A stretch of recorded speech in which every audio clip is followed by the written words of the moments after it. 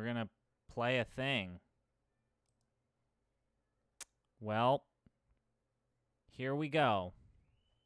We're gonna return to something.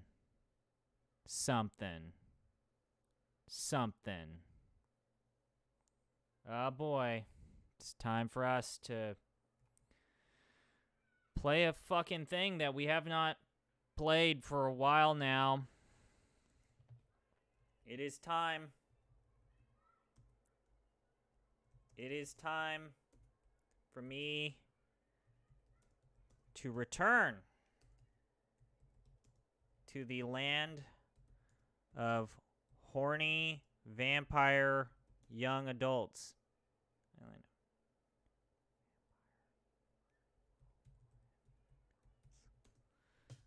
Let's say horny vampire millennials that don't actually fuck.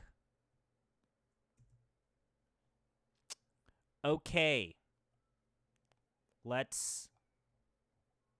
us do this. Oh, I don't want to do this. I don't think I actually want to do this. I don't want to do this. I don't actually mean that. Well, everybody, the last time we streamed, it was for charity. And now we're just doing it for funds. For shits and giggles, as some would say. So, here we are, hopefully doing a thing that people want to see.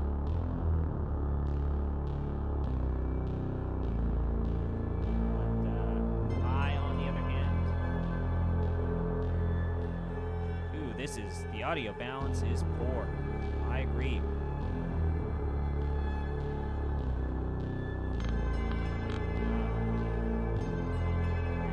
Where did OBS go? Did I accidentally kill OBS?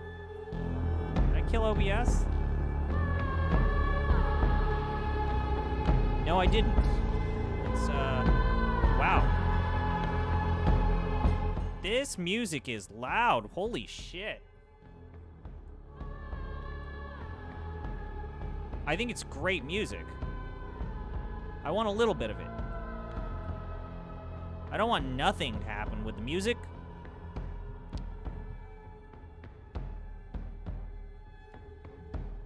Oh, shit. I forgot to do something.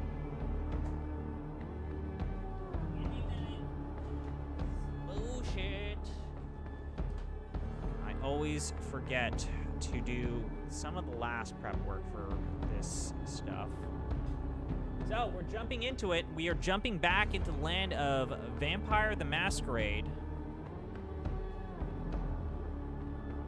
The visual novel tie-ins to both the 5th edition tabletop games, and also these are the visual novel tie-ins to Bloodlines 2, which recently had its development completely shit-canned. So, there's a lot to talk about. I want at least medium text. What? Oh, they finally listened to people. Holy shit.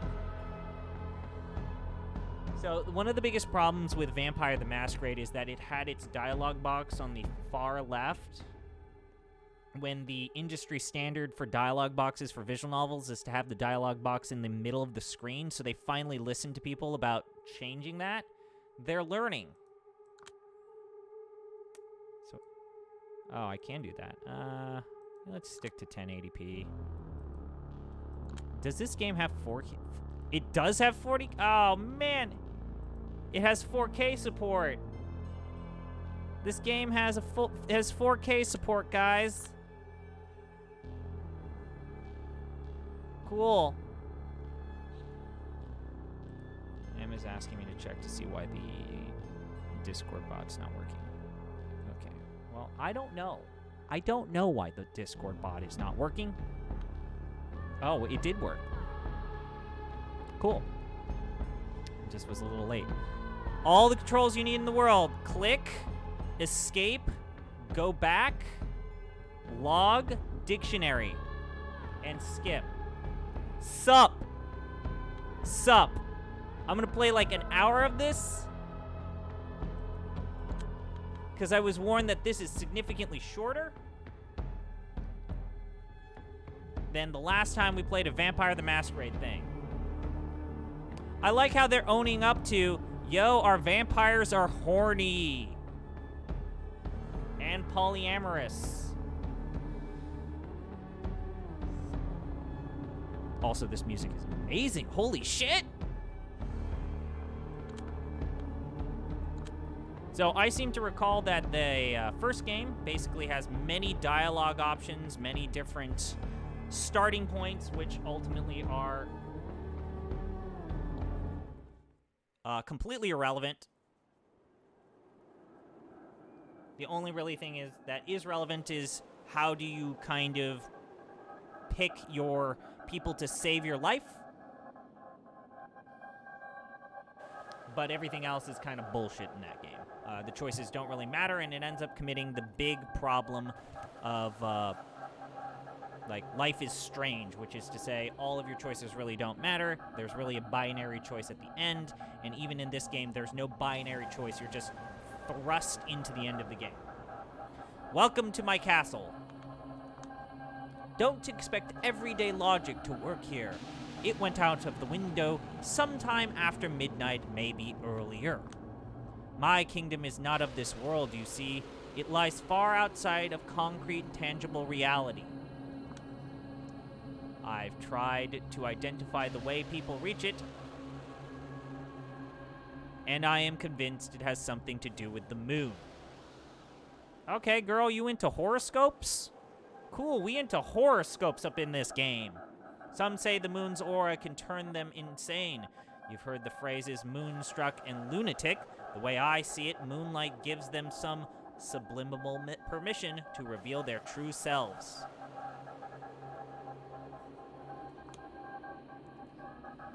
And so, whenever they let this silver radiance guide them to the gates of this place, they feel different.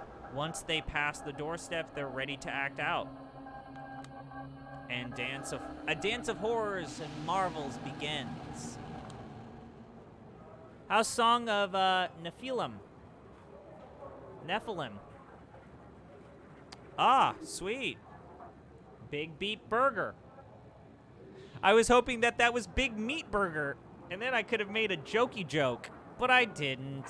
It's 3:30 a.m. Welcome to Big Beat Burger.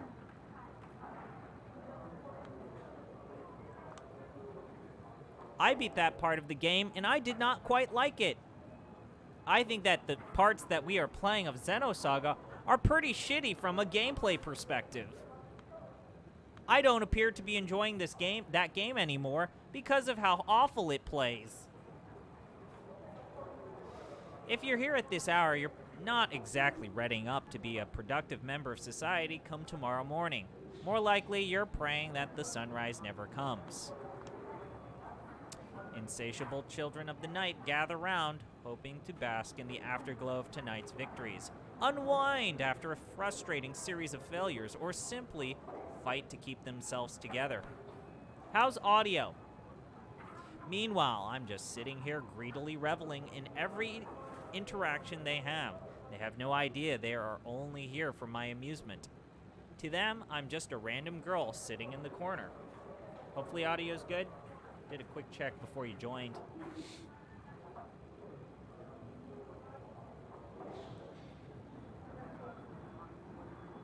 Okay. But this is my domain. I've been coming here almost every night for years. I know where to sit, where to look, and where to eavesdrop for maximum amusement. So you're like full-on, like, anime girl. I'm basically a voyeur and unashamed to admit it. It gave me insight about the human condition I'd never otherwise have gathered, and more importantly, a necessary skill set to make ends meet as a journalist. Oh, she's a beat reporter. Cool. Tell me about your blog. As I write on my crappy old laptop, patiently waiting for the legion of negative voices in my head to get too tired to offer useless feedback, I keep my senses peeled to pick up stories around me.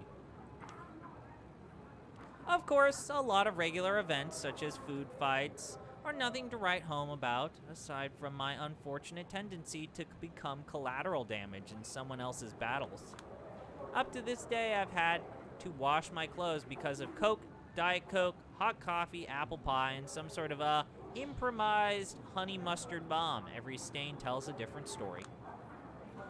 Sometimes this hobby is exhausting, sometimes it's disturbing, sometimes it's dangerous, although not as risky as back when I wasn't carrying pepper spray. Still, the sights I've taken in all over the years have made it absolutely worth it.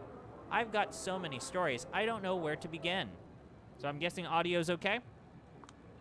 Theatrical breakups, impromptu morning parties, unexpected friendships forged in the fires of senseless battle. A lady in a gorgeous Givenchy dress ordering a box of takeout chicken nuggets, paying in cash with her hands completely covered in blood. She was active. She wants a napkin. She said no.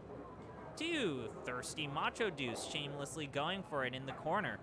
Hushed moaning filling the lobby while everyone around valiantly fights to act as usual and maintain an illusion of normalcy. Audio's fine. Cool. A straight-up kung fu fight between a diminutive cashier and some drug bodybuilder going through a psychotic episode, trying to break all the windows. And here, yet again, we have probably my biggest problem with this game series, which is, at least they're animating the people in the backgrounds. They did not do that in the first game. We do have some background animations here, but here we are just looking and describing things without any, like, visual cues or, you know, supporting media, pictorial supports. It's just very, meh. When it does have art, these games usually are really good. The big guy left the joint fully convinced he KO'd himself while the service worker was just standing next to him, seemed proud of his victory too. A middle-aged hag getting a heart attack after screaming her lungs out not to let Muslims near her food just because she saw a white girl wearing a hairnet behind the counter. Cool. Cool beans. Topical. Topical. A masked couple robbing the restaurant of 30 hamburgers, forcing the employees to cook at gunpoint. Police later said those were art students reenacting some hipster book they read. Oh, how do you do this and not show me this? How is this something that you just say to me? This is life. Girl, what kind of life are you living? I want your life. I want this life. Fewer horny vampires, please. This is humanity at its worst and best. This is the noise that serves as the foundation for my creativity. This is the soma that keeps me going. This is... Okay. Girl in a suit and tie. I appreciate it. I respect it. I respect the look. As pathetic as it may sound, these days, this is the only place where I feel alive. Sometimes I think of myself as a leech, feeding on those people's stories, emotions, and personalities just because I'm not satisfied with mine.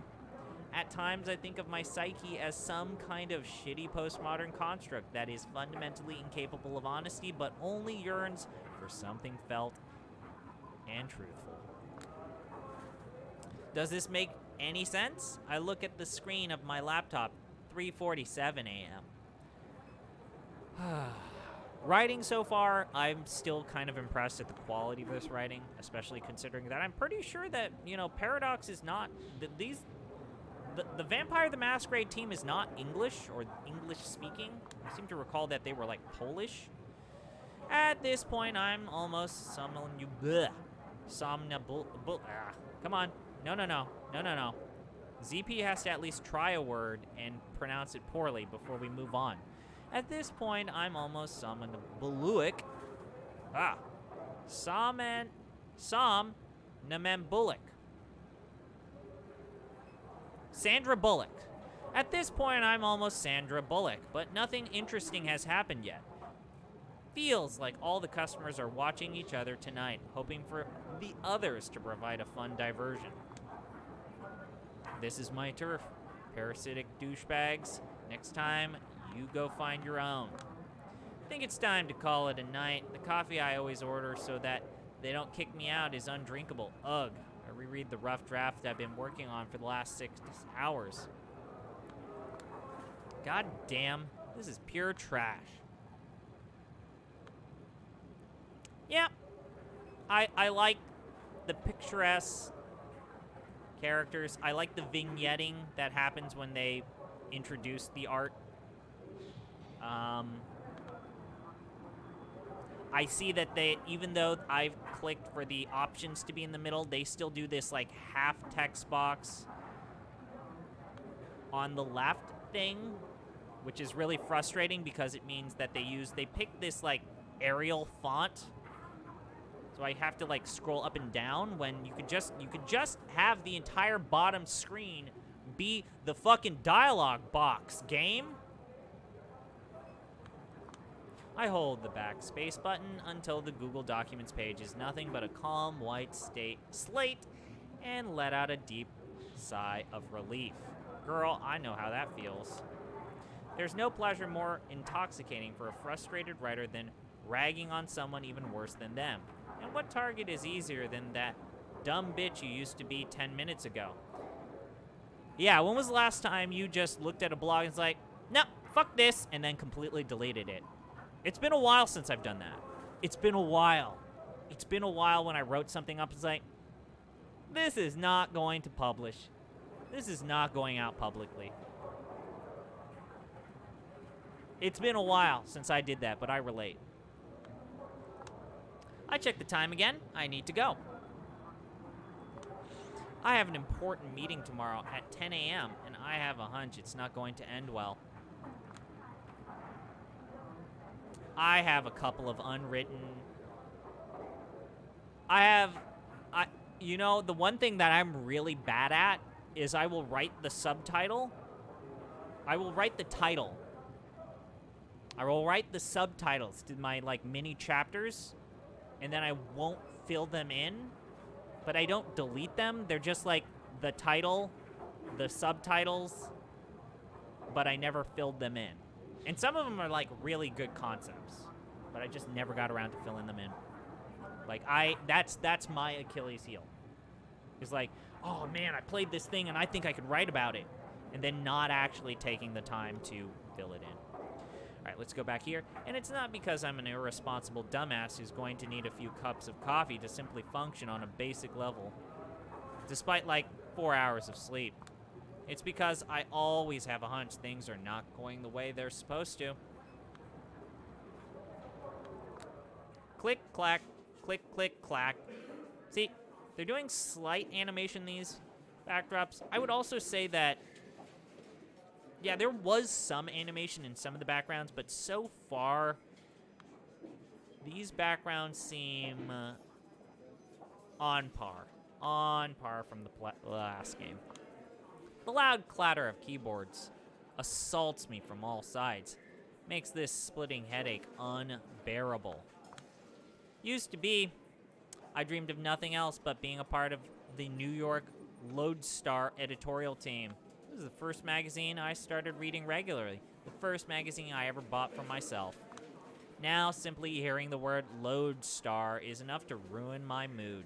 Never mind seeing all these old farts phoning in more reactionary opinion columns and Wikipedia-level analyses of current events. Holy shit, girl, you read my mind. Why is this not a full box on the bottom? Why is this a half box? I know I harp on this every single time, but, like, I shouldn't have to scroll up and down. They could also pick a font that's, you know, not puffy. At least they picked a serif font. Click, clack, click, click, clack.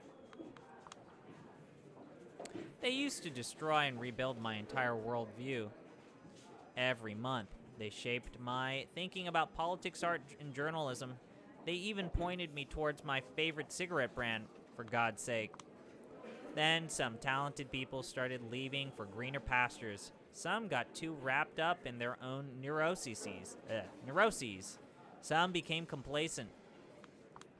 All of them committed the sin of allowing themselves to grow older. Fresh blood was deemed necessary, even though young freelancers kept being bled dry. Holy shit! This is a little too close. This is a little too close. There were times where in the last game, especially when we fought evil vampire lady Elon Musk, where I felt like the game got a little too close. But okay. I sure hope you didn't make this video game using crunch, developers. These days, whenever someone from outside Lodestar talks about Lodestars, it's because of a few idealistic contributors willing to accept meager pay while putting in serious works. Dumbasses. Fudge!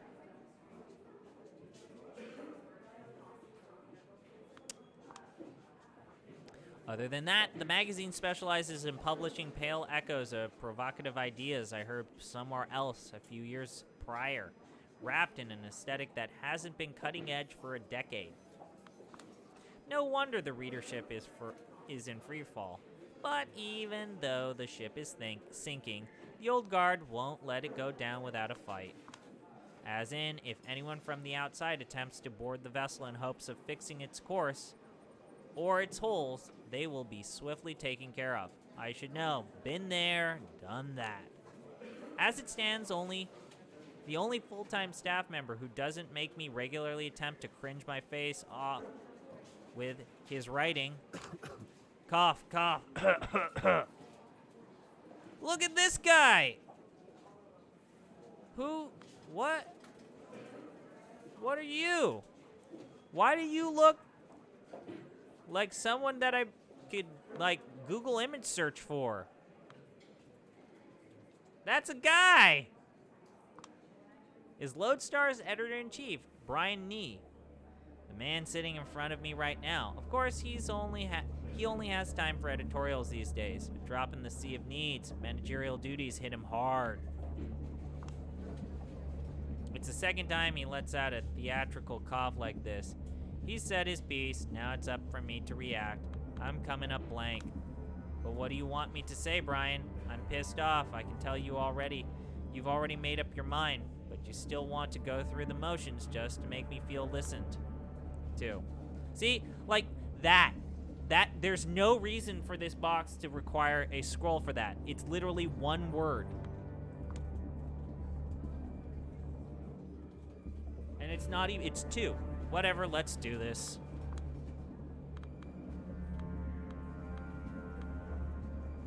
Ah, shit. Ah, fuck.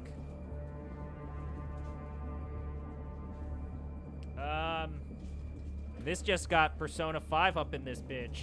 We're just gonna fucking try and expose a conspiracy that will cause the downfall of us. Wow, I didn't realize this game was gonna hit us this hard, this quick.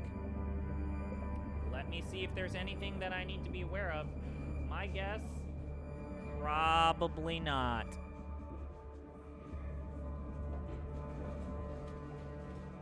Let me see if there's a guide for this game that I shouldn't care about.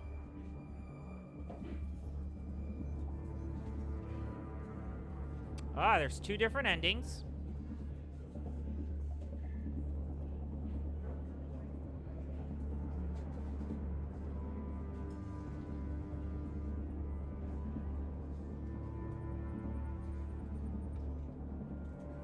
Cool.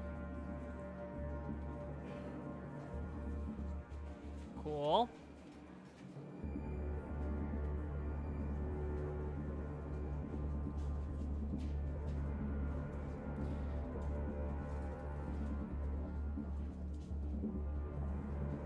Okay, here's what I have to read this. The first act of the game doesn't impact trophies, and nothing carries over. But I suggest doing it anyways, as it introduces you to the universe, city, and characters you'll be seeing plenty of along the way. So literally, yet again,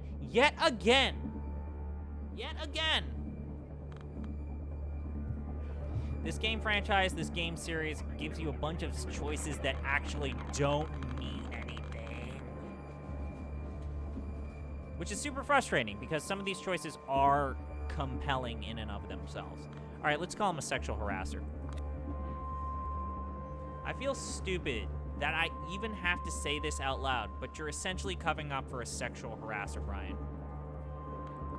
No, I'm not. No, just face it. Let's say the Harvey Weinstein story appeared on your desk instead of reaching the New York Times. Don't you compare me to the Times. You know that's a low blow. Woof! I wouldn't have picked that if I knew that's where we were gonna go. You're asking for it, and you're not exactly in a position to talk about low blows here. You know that's not the core of the issue. You're avoiding the core of the issue.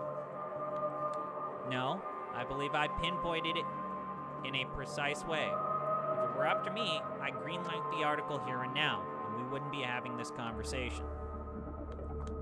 But you're killing the article just because some rich shithead told you he doesn't like it. Get real.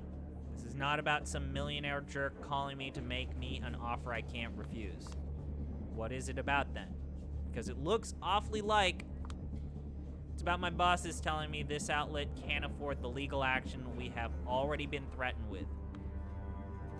Damn, guy, you lay it in thick. So millionaire interference.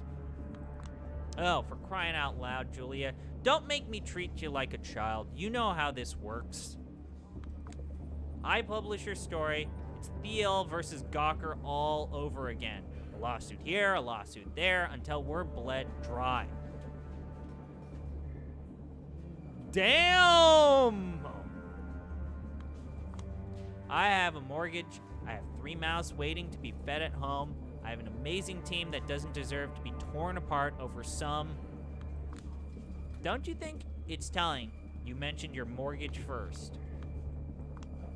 Silence. Yeah, I gotta say, like, sometimes when the game is trying to be contemporary, super compelling, super interesting, it's fun. But then there are just some times where it feels like we read a news article and now we're gonna talk about it. Just asking questions. I know better than to get into these empty semantic arguments with you, Miss Sawinski. You're good at them. The problem is, you're still not good enough. Meaning, you're too in love with weaving a good story and establishing a seductive narrative to let facts get in the way. You've got enough boring Swades with no principles on board these days. They always give you facts because that's all they can do. I'm using facts as a way to approach some kind of truth. Except facts can blindside you, and Double Spiral has enough facts to water down your story to the point where it makes no sense to publish it. Their HR and PR are working overtime to deliver a convincing counter-narrative, and they're doing a great job.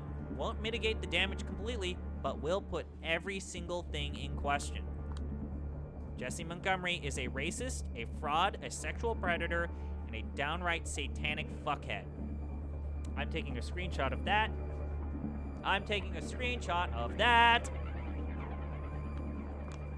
Julia? I gotta see if I got a good editor voice. Let me say it again. Jesse Montgomery is a racist, a fraud, a sexual predator, and a downright satanic fuckhead. Do you personally believe it or not? This is not. This is not. You've listened to the tapes, you've read the transcripts, you've seen the documents, you've got the files. I'm asking for your personal opinion. Do you believe it or not? Click, clack, click, clack, click. Of course I do. But that's beside the point. It's not. Look, how about I say it out loud and save us both some time? We're not having this conversation because there's an actual conversation to be had. You set up this meeting knowing very damn well there is only one way it's going to end. You've got a mortgage and 3 mouths to feed. You prioritize the well-being of your direct surroundings over some nebulous concept of greater good. I get it. I really do. Yet, for some reason, it seems like you're only prolonging this conversation and rationalizing your decision so that I forgive you? Officially exonerate you? I am not the bad guy here, Julia.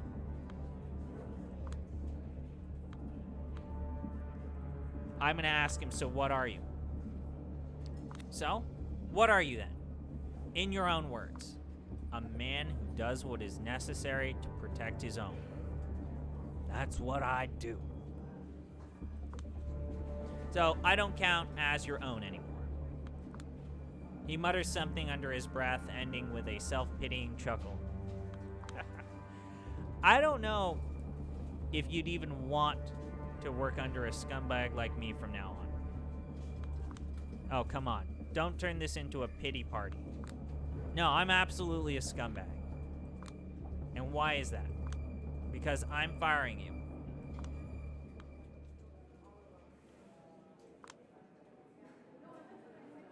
My thoughts are scrambled. For a brief moment, the state of my bank account displays before my eyes with starting clarity. A howling void opens in my chest and starts traveling towards my stomach. No, don't panic, you idiot. Get more information now. There must be a catch.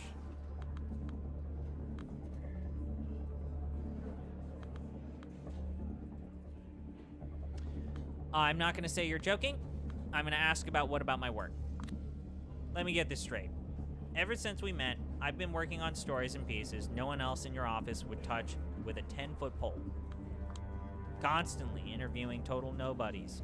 Always busy traveling to the middle of nowhere or regretting my last trip, repeatedly ordered to clean up someone else's mess. Julia? All your long-winded spiels about how, quote, the disposable work is the most important work, and suddenly you only remember the disposable part? My feelings about the quality of your work remain the same as ever. It was vital. You kept the magazine going. I will always appreciate it. Then why would you threaten to fire me? I would never threaten you. It's a done deal. They made their decision perfectly clear. They? What they? Who is they? Glances left and right, and then points upward for a short moment. When he speaks up again, it's in a hushed tone, hoarse voice. You know, the big kahunas. Can't really question them. And they wanted your head on a silver plate. He's not looking at me, looking me in the eye. You're not joking. I would never joke about stuff like this. It's real. Fucking hell, it's real. Damn it, damn it, damn it, damn it, damn it, damn it. Damn it all to hell. All these years, all this grind, all my plans, and for what fucking asshole you know I deserve better. I always deserve better, and it always ends up with me going down the drain, back to the sewers. Fuck! No. Take a few deep breaths. Don't lose the plot. Keep yourself together, you idiot. The moment you show weakness, they go for your throat. Get back in control. You can't do this. I wish I didn't have to, but it's a lost cause. No, I mean, it's impossible. Julia? You can't fire someone who's never been hired in the first place. It takes him a few seconds to put on his, oh, I get it face. Let out a troubled gasp and start massaging his temples. Lodestar has been my biggest source of income for the past few years. That much is true, but technically, nobody has ever hired me here. It was all freelance jobs. A full-time position only served as a kind of dangling carrot, a promise of a decent pay grade, career perspectives, maybe even some kind of insurance to save my failing health. And the recognition I would get for being a part of the Lodestar team? A position that everybody around me seems to respect, aside from me. I cannot help but think of, like, Lone Star Runner whenever I see the word Lodestar. Then, why did I want it so much? There will be time to mourn what could have been. For now, I should act like I don't care. You know what I mean. If I let you work, even under a fake name, it'd be guillotine for me. This is ridiculous. You know I'm going to start shopping this story around the second I leave this room, don't you? Of course, I know. I told him. And any response? Let us worry about that. Well, that doesn't sound ominous at all. Click, clack, click, clack, click. I do wonder if I could get accustomed to one of these loud mechanical keyboards some people here love to use. Girl, I love my mechanical keyboard. Whenever I did my work here, I was still expected to bring my own crappy laptop and sit closer to the lobby. Always on the outside, no matter how hard I tried to break in. A vibration in my back pocket feels like a bad omen. I decide to ignore it for now. I've been working on this fucking story for, I don't know, 16 months on and off. I know. You kept cheering me on. I know. We have even agreed on the pay I receive. I know. I'm 2 months behind on my rent. No, wait, 2.5. I catch him off guard. He is momentarily taken aback and then gives me an empathetic stare. Don't you look at me that way. You don't have the right. I didn't know. Well, now you do. Look, if there's anything I can do to help, if you can't tell your big kahunas to fuck off, I don't think there's a single thing. Julia, I pull out a smoke and light it up. Gotta get back in control. Please don't do that. There's a smoke detector here. No worries. Nick turned it off a few weeks ago. Probably the most creative thing he's done in the past 5 years. Good old Nick, the perfect 21st century cinema reviewer, never has an original thought of his own, but just relies on his purely algorithmic taste to stay likable. The best thing is, it works. Funny, I used to dream about his job. It was Brian who killed this dream, making me realize Nick wouldn't be unseated anytime soon and offered to teach me the ways of an investigative journalist instead. It wasn't the career I ever wanted to pursue, but to my dismay, I turned out to be surprisingly good at it until this Montgomery thing happened. Serves me right. Lesson learned. Should have pursued my dreams instead. Stop it. Nicholas is a good friend and a respected critic, a member of my team. And put out that smoke. People tell me I let you step all over me. Why do I even let you act this way? Because you once told me honestly, honesty is most important in a mentor-student relationship, and that it works both ways, and because I thought we were friends. He bites his lip and stares sideways to avoid my eyes. At the end of the day, bosses aren't friends. Must have been a terrible mentor if I didn't even teach you that.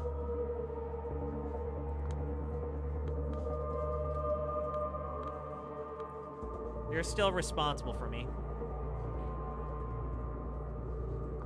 Oh no, you're not getting off this hook that easily.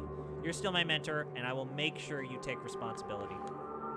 You're getting rid of me, at least point me in the right direction. I need to get my shit together fast, and I can't do it on my own. Fair. I might have failed as a guide, but I will do what I can not to leave you stranded, okay? There are options. None of them are a remedy for all your troubles, but wait a second. Another vibration in my pocket, another foreboding feeling. This time, I reluctantly take the smartphone out of my pocket. If it has to rain, why not let it pour? A new email. It's a lengthy one. And the sender, speak of the devil.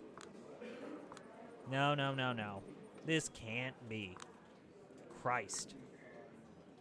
I just got an email from Mila Lopez. She claims she's just been laid off from Double Spiral. Same as Mike Antoff and Jared Rivera.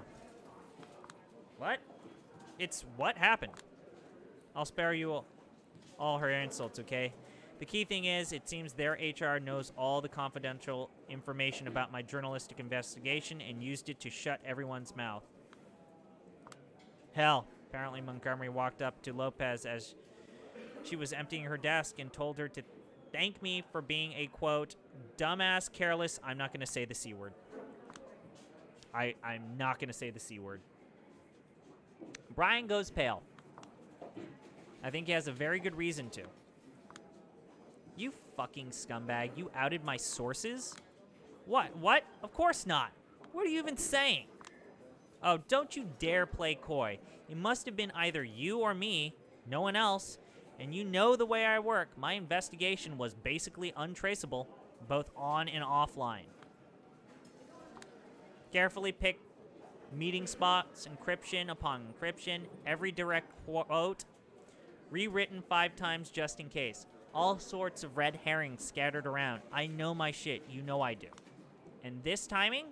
Did you just pass a flash drive to your beloved Big Kahunas during a meeting as a sign of goodwill? Look, I get you're upset, but why don't we just talk this through calmly? You're right. I have 3 dialogue choices, and they all end with fuck you. Which version of fuck you do we like the most? I did screenshot this. This is amazing.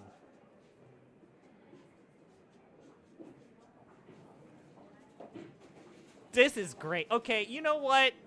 You know what? Game, sometimes when you're a linear, just like straightforward track, sometimes you pull it off. This is great. I love this. Okay, let's take it step by step. Fuck you! Alright, sorry for no fuck you. You're right, we should, fuck off. Which one do we like the most? I think I like the first one right here. It's like, alright, sorry for, no, fuck you. It's either 1 or 3.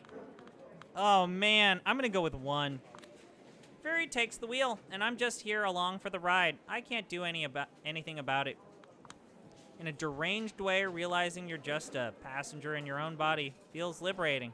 Let's just see it all unfold. Calmly, fuck you, Brian. Julia! I've been paranoid for months and months, acting like everyone I didn't know was an assassin or a corporate spy. I know I haven't messed up. Not in a way that would implicate all of them. You thought you could get away with this? I haven't done anything improper. Don't push the blame on me.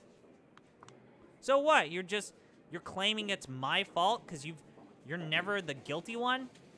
It's always the bosses, the economy, the obligations you have, and now me?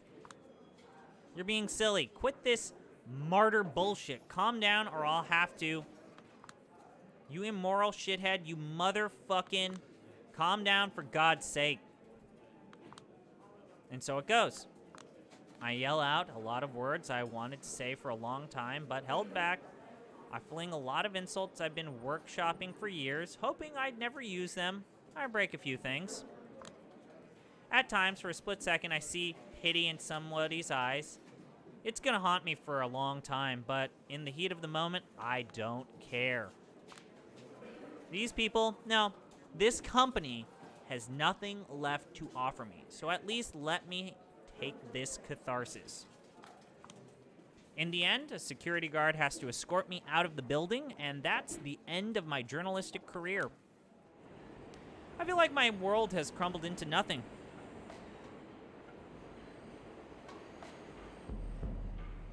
Cool. I mean, welcome to 2021. You are in good company, my friend. I mean, do you have every... you have every... Oh, wait, this is someone different. I mean, you have every right to. Like, Jesus, if I were you, I would have already broken down into a sobbing mess. I'd love to, but I'm on a subway, far too proud to cry in public, even now, and... It's stupid, but I feel like someone out there keeps destroying everything I hold dear just to see my reaction. Like it was a prank show and someone was waiting to record me crying. So, out of sheer spite, I'm doing my best not to cry.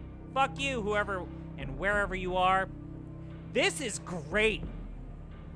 Julia is great. Holy shit, she's the best character we have ever seen. She actually might be better than Hope. This is legitimately the best. That's the most Julius Sawinski thing I've heard.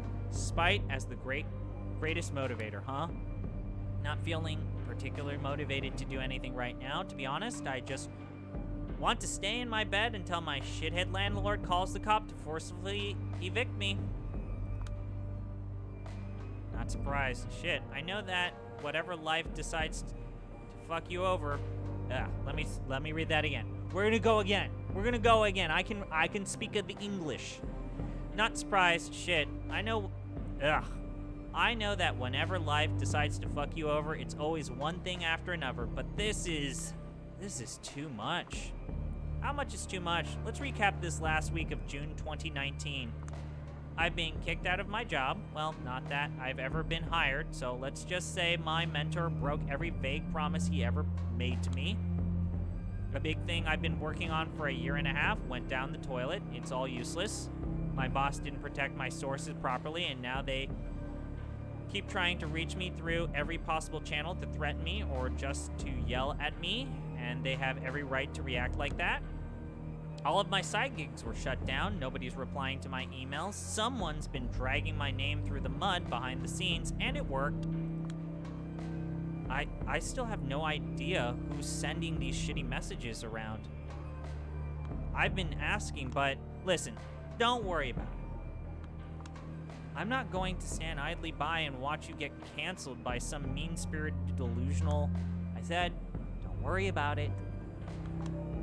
I have 3 unread messages from my landlord. The message previews were stressful enough. The call came from Chicago. Apparently, Dad has bladder cancer. Mom is in hysterics. She'd go crazy if she heard about my situation, so I have to pretend everything is okay whenever she calls. And she calls every day, and she just won't hang up before she offloads all her burdens on me. And I can't blame her, because we all had to learn to cope with Dad's psychopathic tendencies somehow. I was robbed. All my documents and what little money I had, gone. Don't even know when or where it happened. And it's driving me crazy because I'm always extremely wary of pickpockets. The list goes on. I don't want to sound paranoid, but it really feels like a concerted attack. Paranoid is good. Anyways, I know you always hard-wave this topic away, but just remember that if anything happens, my place is your place. You don't have to get through it alone. I do. I've been a trouble magnet, and as self-centered as I may be, I don't want it to affect you. I know. Listen, I have another call. All right, just call me if you need anything. Or call me if anything happens, no matter how dumb it seems, okay? And swing by whenever you can. How's Xenosaga going? How's the Xeno of the sagas going? Is life good? I will. Thank you. See you. I put my phone away, exhale, and blankly stare in front of me. Christ. I glance at my reflection in the window. Just look at this idiot.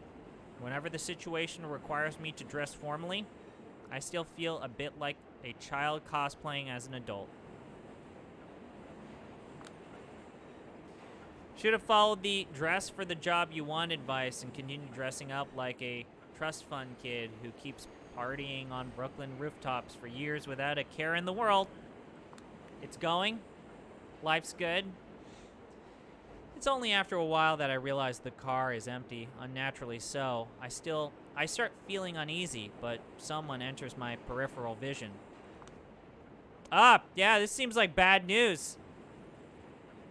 Cool. Yeah, this is, gonna go ahead and say, I don't think she's up to good stuff. This is bad. Question mark, question mark, question mark. I don't think you're gonna be able to see your dad pass away from bladder cancer. And that's the last thing I consciously register. The world dissolves. When I come to, I'm out of the subway, standing in a back alley I don't recognize. Yep. It's pretty dark. My eyes start adjusting, and I try to figure out what happened. There's a gun in my hand. A faint silhouette at my feet. It's not moving. Somebody stands in front of me, covered in shadows. I can't fully make out her face, but she's staring at me with visible intent. She speaks. Her voice is raspy and androgynous. Her tone hateful and mocking. Aren't you a nasty one? Yeah, this seems like bad news. This seems bad. What is going on? Who are you? Her eyes are glowing now. She's a vampire. Don't play coy. My mind goes blank. I look at the ground. There's a body, riddled with bullet holes, and I recognize who it was. The corpse belongs to Mike Antonoff, one of the double spiral whistleblowers, my source. He was just threatening to get back at me a few hours ago. Before I can feel even the tiniest bit of compassion, I face a terrible realization. They will think I'm guilty. Well, this went from 0 to 11. Oh my god, am I guilty? How is this real? Wait a minute. Sorry about that. How is this real?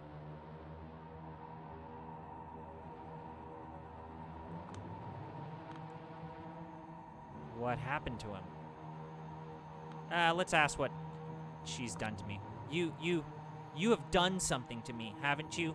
Back in the subway. That wasn't you. That was you, wasn't it? A man is bleeding out at your feet, and you're turning this around on me somehow? I haven't done anything to him. Again, don't play coy. You knew him. He was mad at you. You started telling him some sob stories about your situation. He wasn't having none of it. You got mad. Things escalated.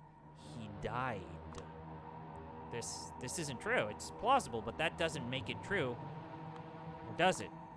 This is just a nightmare. It doesn't even make sense. It must be a dream. And if it isn't, the person in front of me must be responsible. There's a faint voice in my head screaming that it's her world, that I'm just living in it. What the fuck have you done to me? Nothing yet, but I'll do what I can to get you locked up for life. This is a murder in the first degree with special circumstances. Sure. Her detached voice and nonsensical tone only reassures me this can't be real. I refuse to believe it is. Before I even manage to think this through, I point the gun at her. If I did murder him, you wouldn't be acting like that. You wouldn't be standing in front of me. You'd be running away, calling the police, begging for help, yelling that I'm a psycho. Oh, you are a psycho, but I am not a coward. I won't let you walk out of here alive. This doesn't make a single lick of sense. Tears well up in my eyes. Why are you doing this? Because sometimes one has to confront what they really are made of. There's two ways about it. She's gotta be nuts. Slowly but surely, she starts walking towards me. Sure. Stop. Stop right there, or I'll shoot. Go on. It's the only way you can get off the hook, isn't it? The only way you can survive. And you will definitely prove you are the monster I claim you are. What the fuck is this tone? So controlling, inauthentic, patronizing. I'm serious. For your own sake, you better be. She keeps getting closer. Maybe I did kill Antonov. Maybe I don't deserve to live. Maybe it's less tiring not to live. Maybe I should just let her take care of me. Maybe I will just wake up. Or maybe this insane reality needs to be rejected as violently as possible. Maybe a world that wants to destroy me deserves to be destroyed. She's right. In front of me. It's now or never. Fuck it. We're gonna shoot her. This is gonna be like the final episode of Monster, the anime, where the doctor pulls a gun on the big bad guy, and then he becomes a pussy, and then it's like, I can't shoot you, because I would lose my humanity.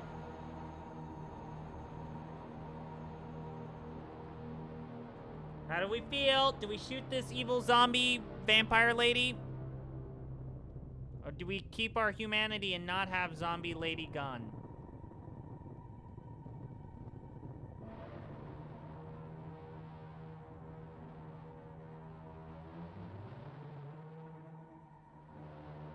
Shoot her. Let's shoot her. I close my eyes and squeeze the trigger. A loud bang echoes through the alley. I'm afraid to look at what I've done. I've been to a shooting range once and felt absolutely horrified by pistols. Such a small thing, but it can easily puncture a hole in the fabric reality is made of. Never knew I'd be able to use it against another human being. The very thought makes me want to puke. You were right. You were a right choice after all. I'm so glad. You haven't allowed yourself to break, but you've crossed the line I needed you to cross. There's a silent flame inside you that could become an inferno if left unchecked. I sure hope it will. She's still alive. Her voice is coming from behind me. She puts her hand around my waist, and her cold mouth touches my neck. I can feel my shirt getting violently torn off. I don't understand, but I'm too dazed to protest. That was your final test. Congratulations! You have proven yourself worthy. Wait, didn't we just spend a game in which the entire topic of the game was how vampires can't non-consensually convert humans? Maybe they're like some sort of fucking non-Camarilla aligned bullshit faction. I don't. Oh, this is bad art. This is not great looking art. What am I looking at? I can feel something sharp sliding into my neck. This is good music, though. Give me a minute, though.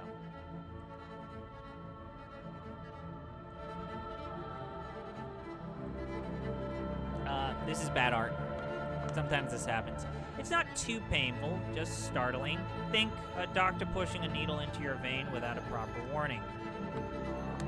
Then it hits me. Pure bliss. Dopamine receptors I've considered completely fried until now suddenly recover and start bombarding me with pleasure I've never before known. I finally let the tears go. They come flooding. They've been waiting for years. It's such a relief. Is it raining? I feel like I'm in the middle of a deluge at least, washing away all of my fears, all of my sorrows, all of my anger, all of my pain, all of my ego. I become one with the world, and the woman behind me, she's holding me tight, making me feel like the only important thing in this world, everything else blurs.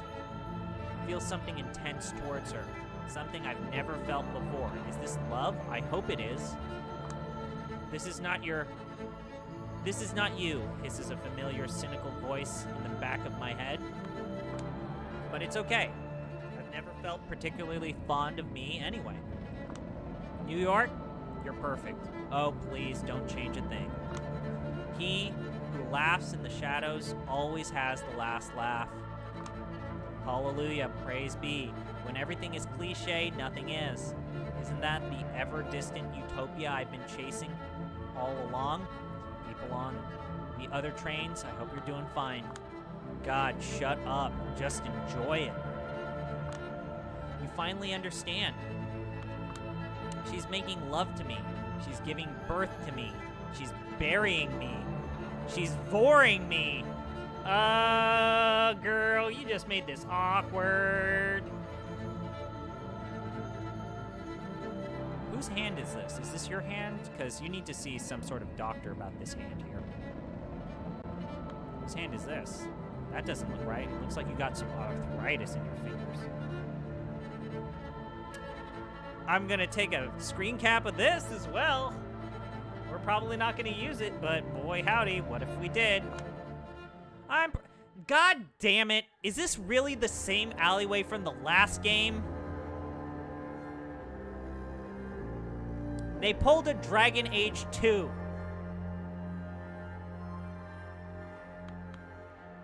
You sons of bitches. I'm pretty sure I've been dead for a while. I'm pretty sure I could stare at my own corpse in my hands, in her hands from a distance, for a moment, somehow. And then, I'm alive again. She lifts her mouth from my neck. No, wait. I taste blood in my mouth. Was I drinking her blood, too? I realize that whatever this was, it's over, and I have to bask in the afterglow while I still can. I also immediately understand that I'm going to chase this fleeting feeling for the rest of my existence. Finally, she lets out a whisper, which concludes the ceremony. No matter what happens next, don't forget, you're a monster. But you were lucky enough to be born into a world of monsters. So don't you ever mourn that fact. Embrace it. Late title card? Late title card. I'll take it. Once again, I find myself in Big Beat Burger. Familiar surroundings. Faces I recognize. Mood, same as it ever was. Same as it ever was. Same as it ever was. Same as it ever was. Still, I process it in an entirely different way. It all frustrates me now. Or more precisely, makes me frustrated with myself. It's like I'm clinging to the remnants of a cocoon I've overgrown or outgrown. Ugh. Damn, girl! You grew up! All right! We Vampire and the Masquerading up in this bitch. Okay, okay, okay. I can dig it. I can dig it.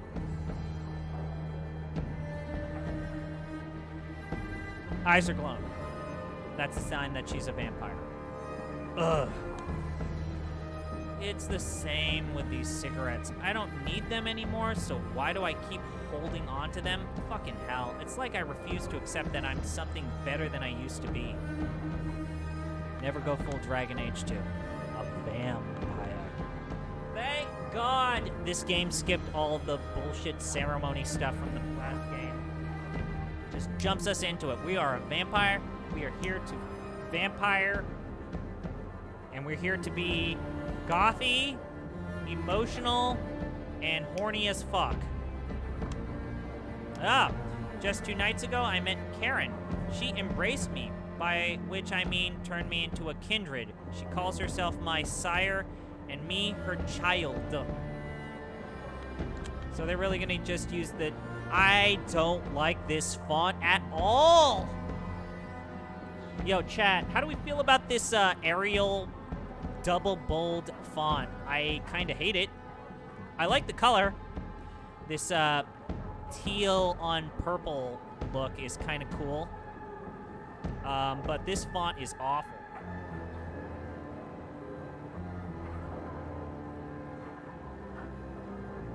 Arbitrary Water saying, if you're not living like you're having a raid, then you are not even vampire, bro.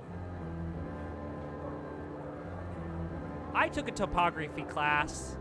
I know, like, I know the rules about when you use serif and when you use non-serif fonts. And I remember one of the #1 rules is you can use Arial if you're writing on a document. But that's it. What is this bullshit font? I just... What is this bullshit font?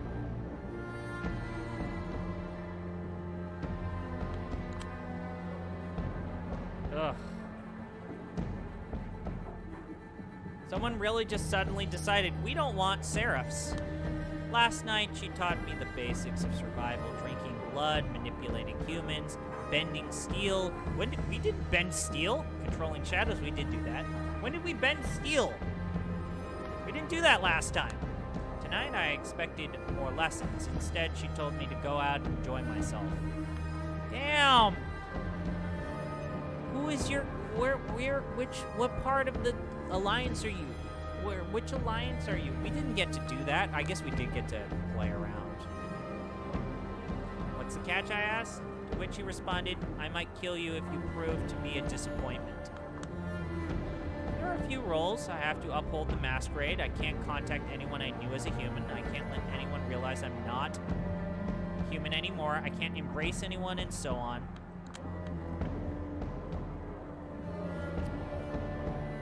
So, I guess this reminds me to talk about the fact that, so this and Coteries of New York are both really good.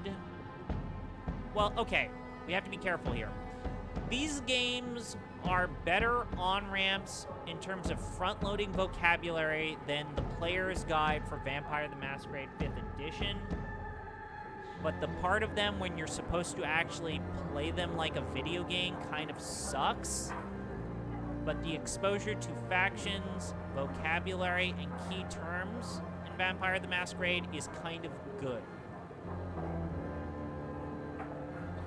But sometimes these dictionary articles are not condensed enough to where an outsider would not feel super overwhelmed by this. Oh yeah, and the ending of Coteries of New York, it totally dead ends into a scripted ending that you have no control over, thus negating all of the choices that you made, which is not cool. Super not cool. They do the Walking Dead Telltale game thing of, yo dog, we made all those choices and we kind of convinced you that your choices meant anything, but nah. Otherwise, I'm free to do whatever I want, but for some reason, the first thing I did was come back here. Old habits die hard. Karen is probably watching free from somewhere even now. The way I understand it, tomorrow night, she's supposed to introduce me to the Camarilla. Ah, fuck. Or the Camarilla. Ugh. We're a part of the Camarilla. Cool. Secret Society of Vampires. Turns out, they are the ones who have been systemically ruining my life lately. all a part of some secret evaluation that I barely passed. Just imagining the reach they have makes me dizzy. Cool. Cool.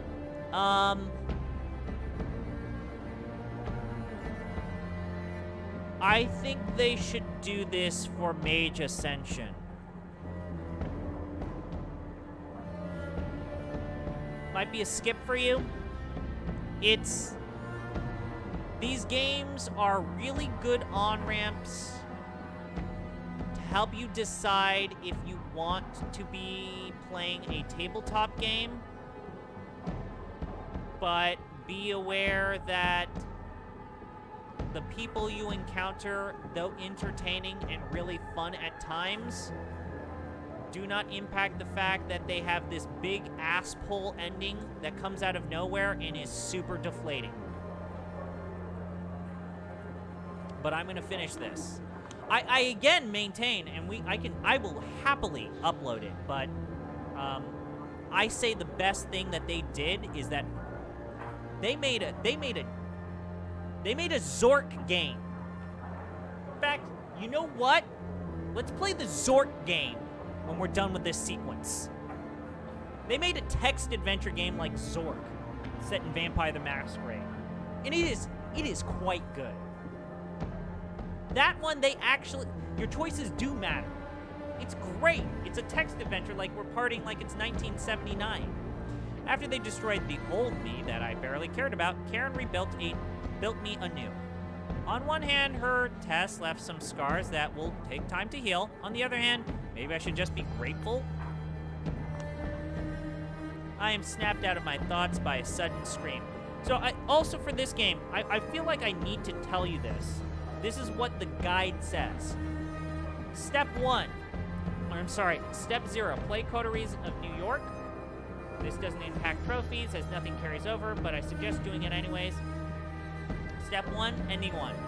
Simply progress through the game. Nearly all the trophies are story-related. I do suggest checking out the Moon and Sun portion of this guide.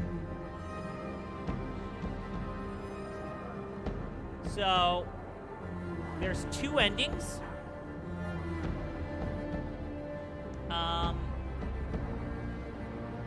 One is labeled the good ending, and one is labeled the bad ending.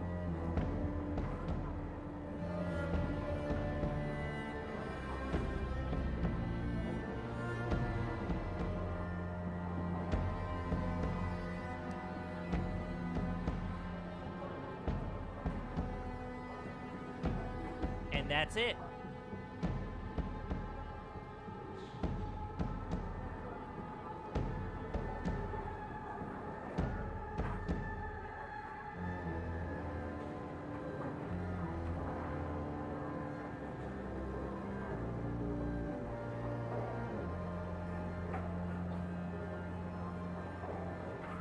It's really far more scripted than it has any right to, and that's a real bummer.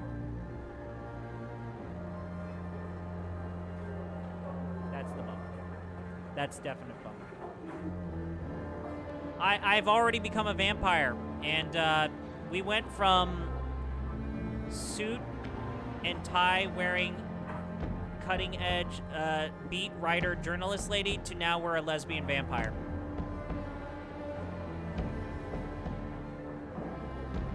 Some douchebag yelling about his french fries not being salty enough. I think this is my cue to leave permanently. Goodbye, BBB. Ah, her eyes are glowing.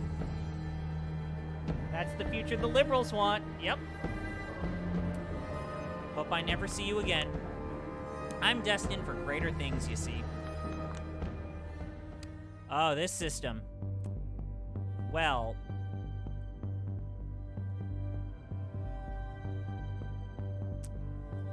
Wow, they really just drop you into this whole alliance system without explaining this at all.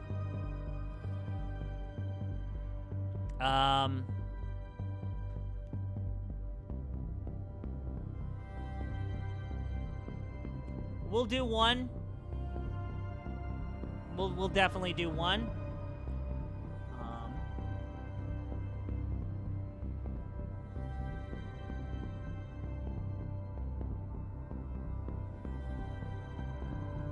This Tinder addict smells like A bit of a loser, B, a wannabe intellectual, C, a perfect source of nourishment. Dance macabre. Time to swing a little more on the devil's dance floor. The club beckons. Retributive justice. A meathead bully and his unfortunate victim. You guys want me to eat the Tinder addict?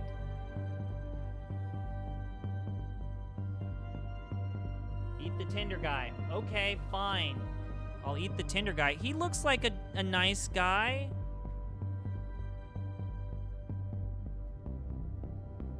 This music is great. I love this music. I'm really digging the music.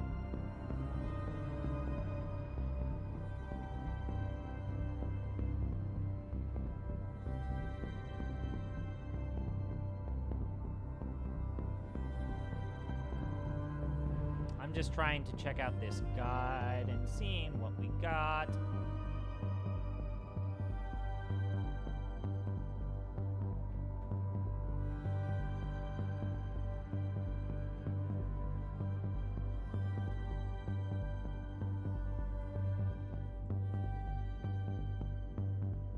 All right. Let's eat the Tinder guy. Let's do it. All right. He lowers his eyes awkwardly, thinking how to proceed with his rant. Oh, this guy.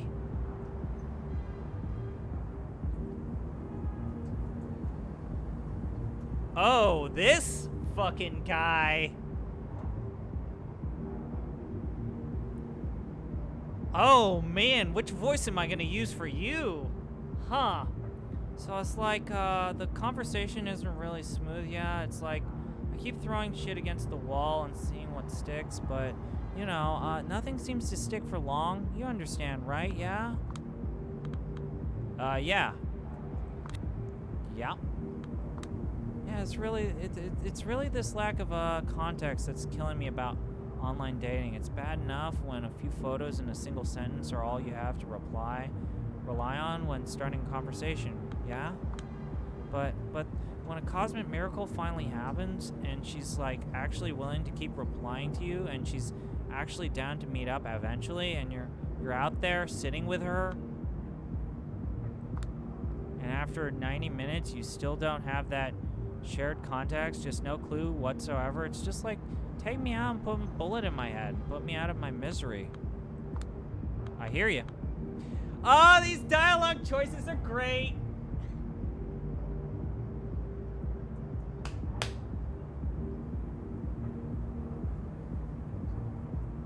These dialogue choices are great.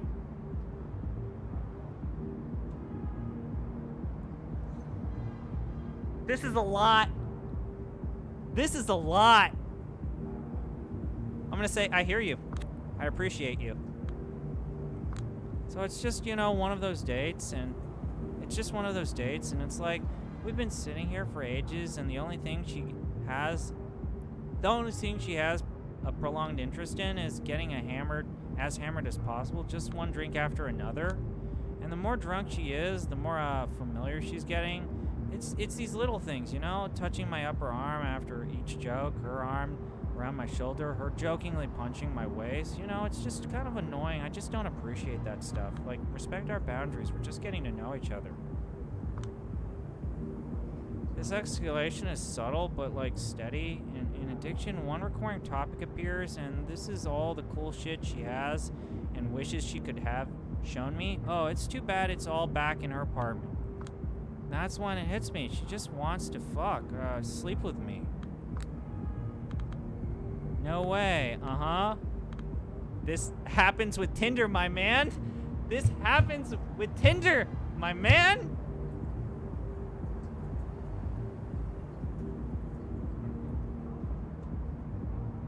Why isn't there an option for me to just eat him? This is good. I'm afflicted with choice, and I don't know how to go with the choice. No way! No way! Yeah, well, eventually we both run out of ideas for topics that could potentially be interesting to the both of us, so I'm just like, yeah, I'd sure love to see all that crap in your apartment. So we Uber there, and it's admittedly a pretty nice apartment. Like, nothing too fancy, but I can tell her dad is the kind of asshole I'd like to punch in the face if I ever met him. Know what I mean? So she guides me to the kitchen and makes me some tea, a rare Indian blend. Forgot what it was 5 minutes later. Then she excuses herself, goes to the bathroom, and doesn't come back. 10 minutes later, I run out of tweets to read and become a little concerned. I start looking around. First thing that catches my eye is the kitchen table. Go on.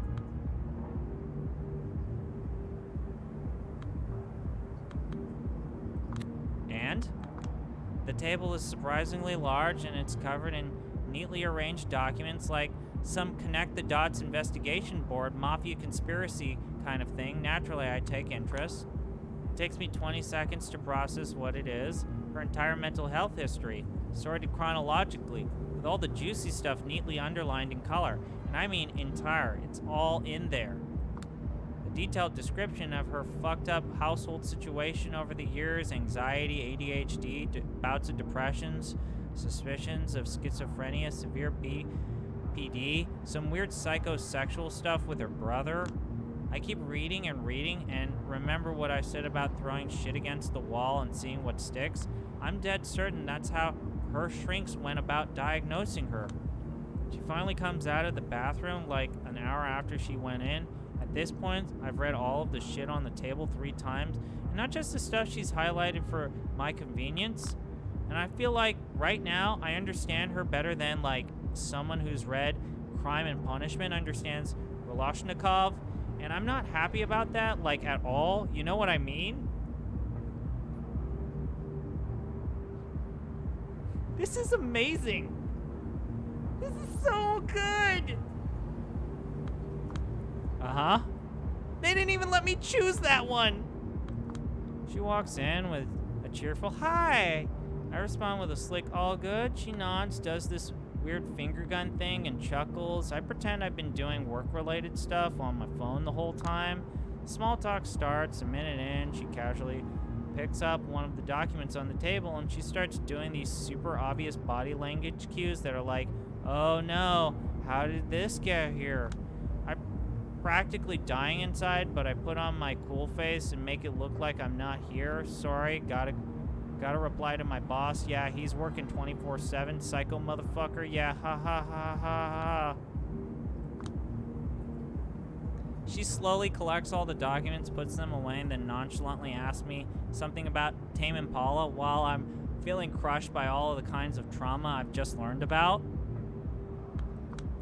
The apartment starts feeling like a coffin. All of a sudden, she picks up a kitchen knife and starts playing with it with this zoned out stare.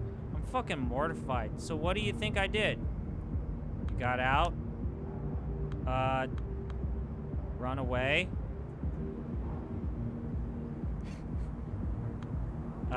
Slept with her? I don't know. Run away. Ran away? Ran away. I bet you he fucked her. He had sex. He had sex. Ran away? You ran away? Thought crossed my head, but nah. As usual, I took the dumbest course of action and I fucking slept with her. That's how the worst 6 months of my life began, and I couldn't even say I didn't see it coming. God, I'm such a slut. What? What? Did I just say that? Jesus. Oh boy.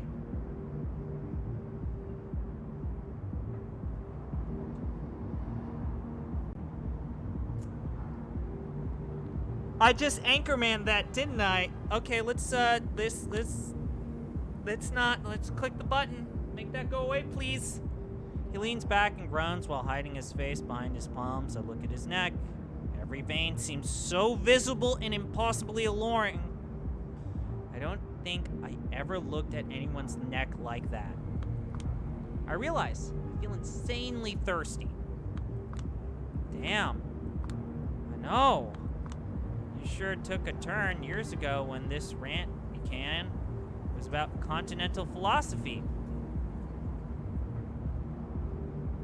Yeah, this is already better than Coteries. What? Sorry, can you say that again? He's pretty drunk, barely able to focus on anything but his current train of thought. Just what I was hoping for. Years ago when this... Never mind, listen. It's stuffy in here. Want to go out, get some fresh air? Wait, aren't we already outside? That's what this background is. We're outside. There's plants. We're on a roof. You haven't touched your drink. I mean, I would if I could. No more alcohol for me. What? No, this one's not mine. I mean, some dude bought it for me, but I don't want it. He scans the room with a death stare, looking for the guy who did it, not realizing his best chance of finding him is in a mirror. Then, he drinks like half of my glass at once, while looking around as if he was hoping to prove his dominance over an unseen enemy. Okay, after you, I guess. We're walking across a mostly empty street.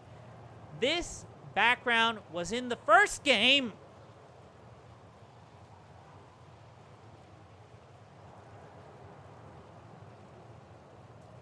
I mean, video games is hard. Making video games is hard. So I guess, go ahead. You're doing your video game New York. I'm pretty... They traced actual photographs of New York, and it's kind of weird. They just traced it with cell shade art. Like, I don't know. That's a little weird. That's a little weird. But I realize that's a visual novel thing that everyone does, but never will not weird me out that I could literally Google image search and find the image that they probably traced with Adobe Photoshop. Studio Pro, specifically. We're walking across a mostly empty street. He's focused on keeping upright and walking in a straight line. I'm focused on finding a spot where I can drink him up. You seem like bad news. Oh yeah? So why don't you just leave me alone? Determinism, I guess, you know? I roll my eyes. That's when I notice it. A deep, underlit stairwell.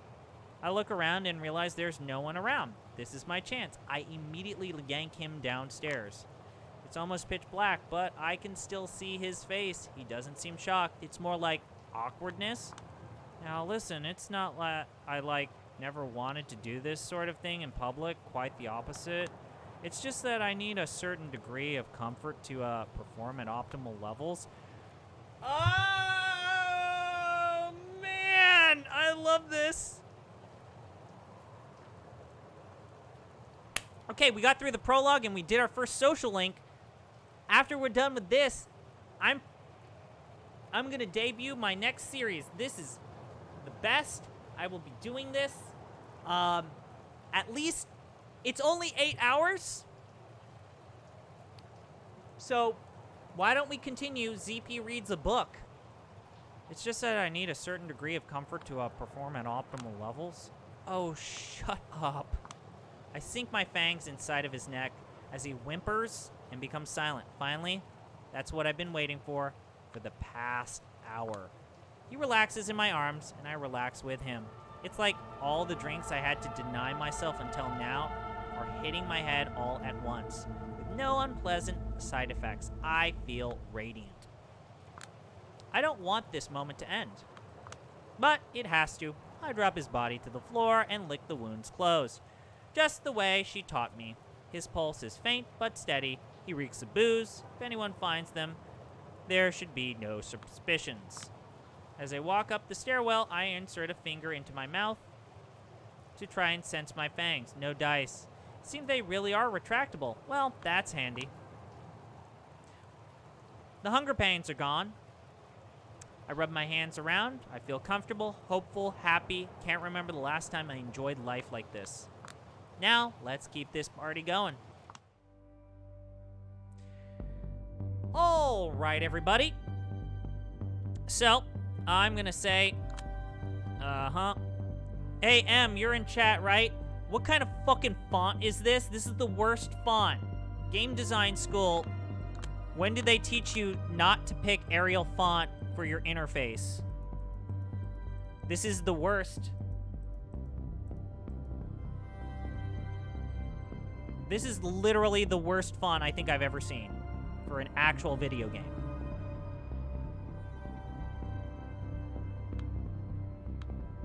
I forget, how do I save? Ah, this is even worse.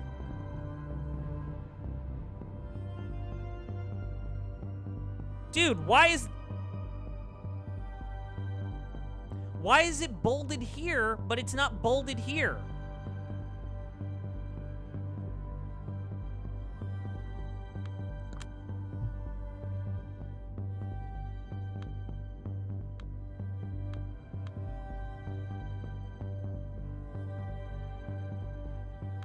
Okay, save and exit.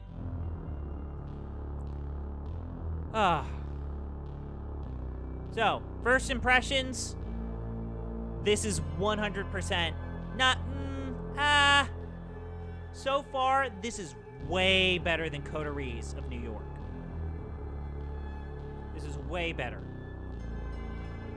It has having a scripted protagonist, a defined character rather than a fill-in-the-blanks tabula rasa character has been so much better. Having a more scripted structure has been quite a lot more enjoyable. And so far, I have enjoyed it quite a bit more than Coteries of New York. But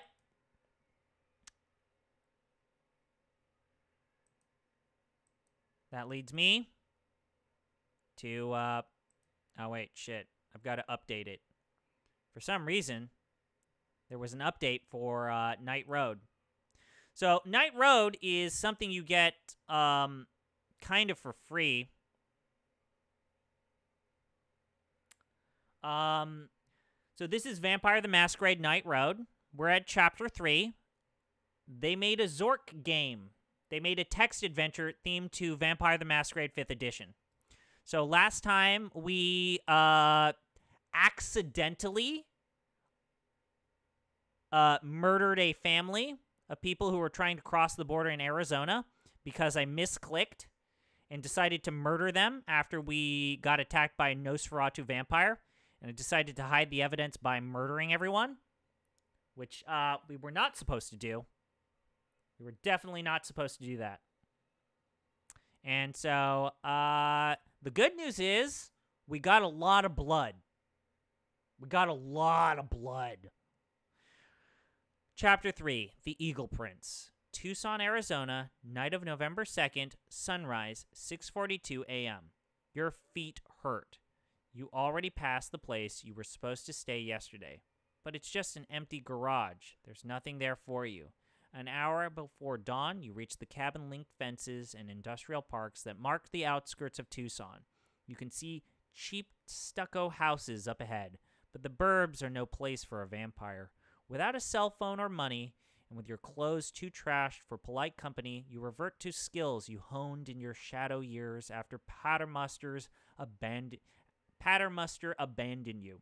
So our master abandoned us, and his name is Patermuster. That's a name. When you find an abandoned semi-trailer in a factory parking lot, you note that the high walls should keep the worst of the heat off. You check it for holes in the ceiling. Finding none, you crawl inside. You spend the day with your brain screaming in terror and your body paralyzed as trucks and factory machines move all around you. Someone actually moves the trailer, which you're sure hasn't been moved in years. They drag it into the sun, so you spend the days boiling in a metal box under Arizona's daytime heat. The moment the sun sets, you throw open the door and even the people are still working, fleeing in the night. Okay, so our choices are, all that matters is the USBs. Are they still good? This is what Unlife is. Some nights are good. Some are like, maybe there's a clean place to sleep at the end of this road. By Kane, I'm not going to continue to exist like this. I don't care what I have to do to get a clean apartment and a nice car, but I will do them. I'm going to say, let's keep our eye on the prize and worry about the mission. They're in the satchel, and they look fine. That means you still have a fistful of cash waiting for you at the end of this road. Your only concern is that your satchel is physically falling apart. You move the USBs to an interior pocket and get walking. Tucson, Arizona. Night of November 3rd. Sunrise 6:29. You never wanted to come back to Tucson. It's been a black spot on your personal map for years, but here you are. You have to avoid the good neighborhoods, the big stucco houses on their little plots of land, with their raked-out front yards and blue recycling bins. For a few minutes, a black and white Mustang with a thin blue-line Punisher decal on the hood creeps behind you in first gear. You can't tell if it's an actual police car or some kind of patriot group. Is there a difference? Is there a difference? But you cut through a park where you can't follow. There's a public bathroom there where you might be able to clean up a little. The mirror is cracked and someone shit in the urinal, but the water works. You spend a few moments scraping trash off, then look around for either threats or opportunities, but no one shows up. You're not that hungry yet, so you keep moving. Gotta hate it when someone shits in the urinal. That's a sign. That's a real sign. That's when you recognize where you are. This abandoned building is the lair of Lampago, a thing of legend that was probably one of the kindred. Though no one knows for sure, a shape-shifting monstrosity destroyed by hunters as the Second Inquisition rose to power and began their dreadful crusade against all vampires. I cannot emphasize enough, the headquarters of the Second Crusade is the NSA of the United States government, and they are currently trying to wage war against vampires. The Second Crusade is in Jersey. Jersey is where the humans are mounting the extermination of the vampires, because magic is dead there. There's an anti-magic field. Okay, so what do we think? A lesson in keeping your head down and not bucking the traditions, if ever there was one. She might have been a monster, but there aren't many creatures left like her. Just obedient little kindred without imagination. I wish I could have seen her. A cannibal corpse wallowing in a sewer. Vampires are worth more than that. They were right to destroy her. Let's go with the bottom one here. Let's be a little violent. We already murdered a family. It's a pathetic way to spend eternity. She was probably grubbier than you are by the end. Well, maybe not. You could really use fresh clothes. Maybe the Elysium will have some.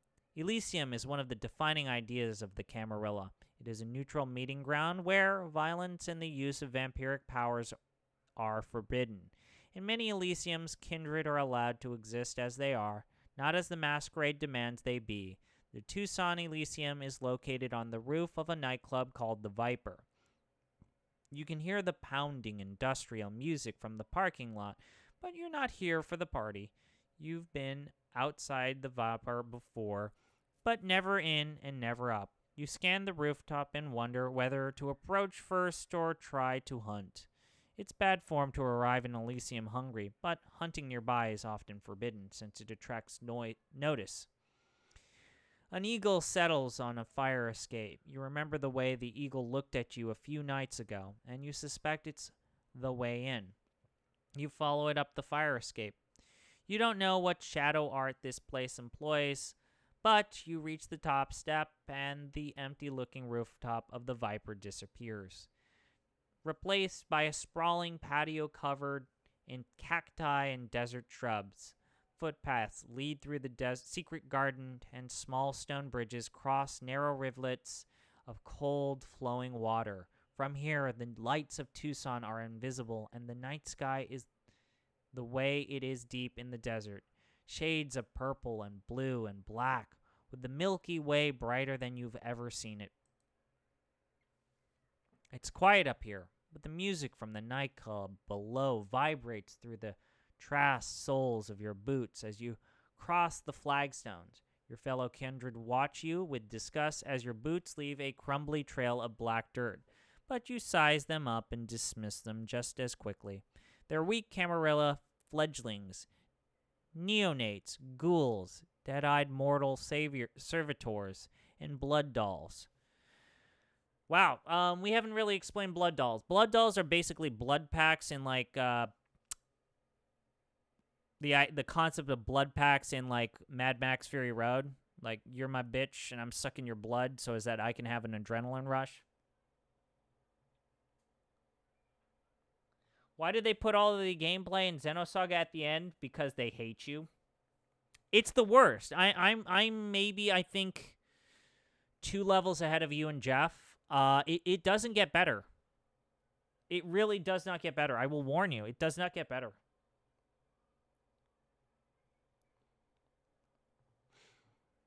Okay, so we were right here.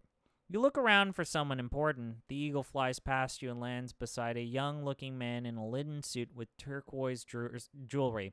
He's conversing in worried tones with the Nosferatu, a particular hideous example of the clan whose face is a death's head of gray-black muscles, as if her skin has been peeled away. Her monstrous face contrasts with her striking and powerful physique.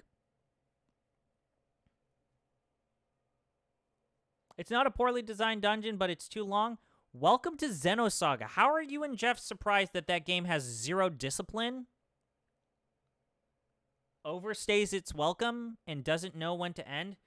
Like, that entire thing we had to do after the Kukai Foundation sucked. It sucked so much. It was so long. The man with the jewelry is either the prince or one of his agents. I deliver the USBs and get my damn money. I still have my dignity. I'm not going to cross the Elysium until I've found a way to clean myself up. I examine my fellow kindred. I've never been to the Tucson Elysium and want to know what sort of monsters, liars, and sons of bitches I'm up against. Blood, I need blood. I still have dignity. Shh. You spot what looks like a mortal servant, a small, sallow man with lank black hair wearing an oversized gray suit, like a refugee from some 20th century war. Hey, you say, and the man freezes. I need clean clothes. The man calculates for a moment, then his eyes go to your tattered satchel. Come with me. His accent is thick, his breath unpleasant like bile. You're led downstairs through an old gym to the showers. You see the man's eyes on your satchel. So you bring it with you, hang it on one shower head, then cross the showers and turn on another. The servant tosses you a bar of soap and approaches with clothes in a nylon bag hung on a plastic coat hanger. He hangs the clothes next to the satchel, then lingers next to it. Go away, you say. The servant retreats, his eyes never leaving your satchel as you scrape the road off your skin. When you're done, you open the nylon bag he left. Inside is a lightweight coverall with a patch that says Doug. It'll do. You squeeze out your hair, drag yourself into the coverall, then return barefoot to the Elysium with your messenger bag.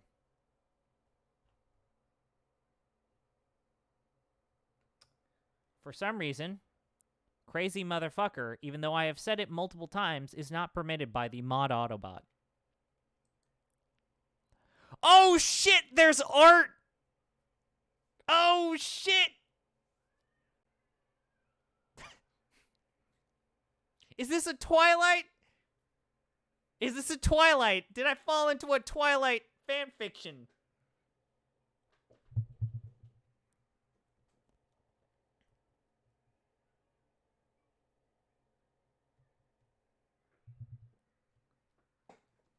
Oh, man.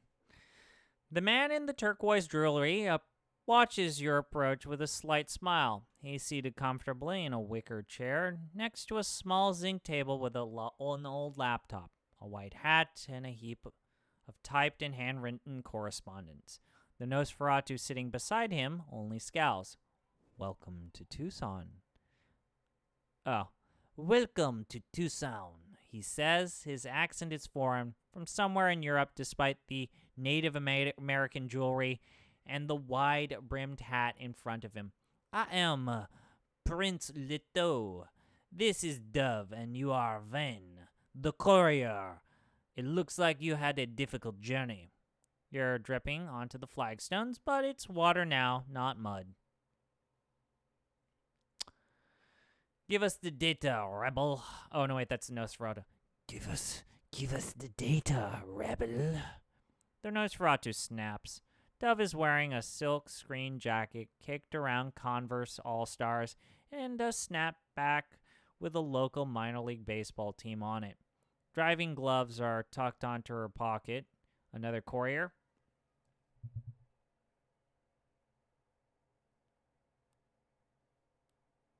I'm not here to pick a fight. I toss her the USB. Oh, shit.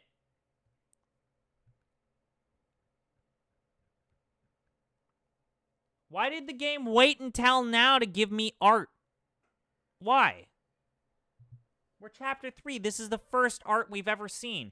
She catches it, turns it over as if expecting some diabolical trap, and hands it to Prince Letao, while glancing suspiciously down at you. Letao's laptop is an old Asus. Don't I know it? Probably intended to read information once before it's destroyed. When the prince inserts the USB, a folder appears with a video and a few text files. Feel free to watch, Vane, Letao says. He checks his Vacheron Constantine. It's 1:49 a.m. Then he looks east. He stares for a long time, as if longing. He then shakes her head. I don't think this interests you directly, but I try not to keep secrets here in Tucson.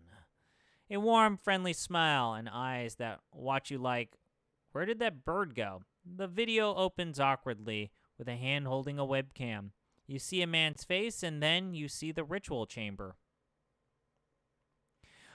Yo, what is this?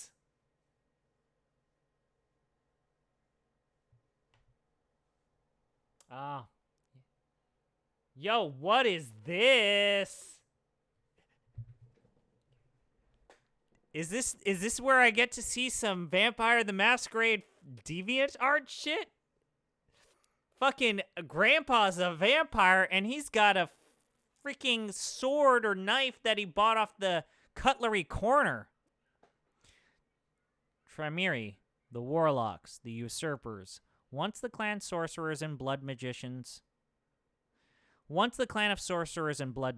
their discipline and interclan loyalty admired even by their enemies, the Tremere are now scattered and leaderless after the destruction of their greatest chantry in Vienna.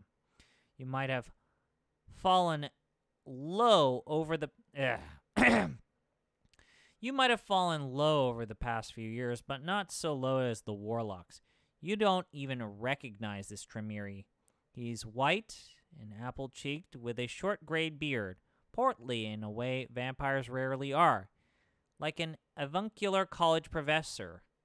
He's wearing a Fair Isle sweater vest and pressed slacks, holding a silver knife with one hand as he tries to adjust the webcam with the other.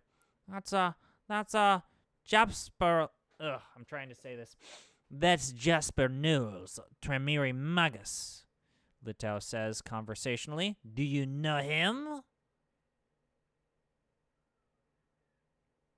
I've never seen him before in my life, which is true, so there's no reason to make things difficult. Tremere are scum who should all be dragged out of their havens and burned for their crimes, which is also true.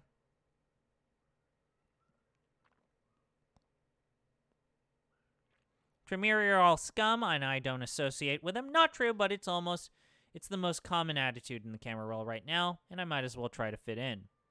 My job is making deliveries, Prince Letao. I've never seen him before, which is true. I'm just going to say it. Letao catches you closely as you answer, tongue against his teeth, concentrating. He thinks you know something, but you've never seen this Tremere. Dove gasps. Knowles has stepped away from the webcam, revealing a dingy cinder block room with faded orange stripes on the walls and a Nosferatu chained on an iron spike in the floor. The Nosferatu almost killed you. That Nosferatu almost killed you the other night. Sire, Dove whispers. Prince Letau's illusion of good cheer falters for a moment. Both he and the eagle glare at Dove. You're here so he can get a read on you, not so his underling can give you information. This experiment has gone on for long as it can, Noel says in the video. Science sometimes ends in failure, my dear. So does our version of it. No intelligence remains in this specimen, and it has become increasingly dangerous and aggressive. Once it's destroyed, I'll send what's left to you. I am going to wrap up my daytime business. I know that we are still allowed to communicate via email as flesh and blood citizens, but my mortal identity is almost 80 years old, and soon people will wonder. Something off-screen draws Noel's attention. He turns the knife, ready to insert it into his wrists, perhaps to use blood magic. Unfortunately for Noel's, he's looking the wrong ways. As he stares at the webcam, a figure detaches itself from the shadows of the wall, walks almost casually to the chained-up Nosferatu, and removes its shackles. The rest of the video is chaos. The white hurls itself at Knowles. The Tremere screams and stumbles into the webcam, which falls. Sorceress fire blackens the ceiling. Dirty fists rise and fall again and again. Unlike most Tremere, Knowles has mastered the vampiric art of inhuman resilience. But that only makes his destruction longer and more horrible. Then the video suddenly ends.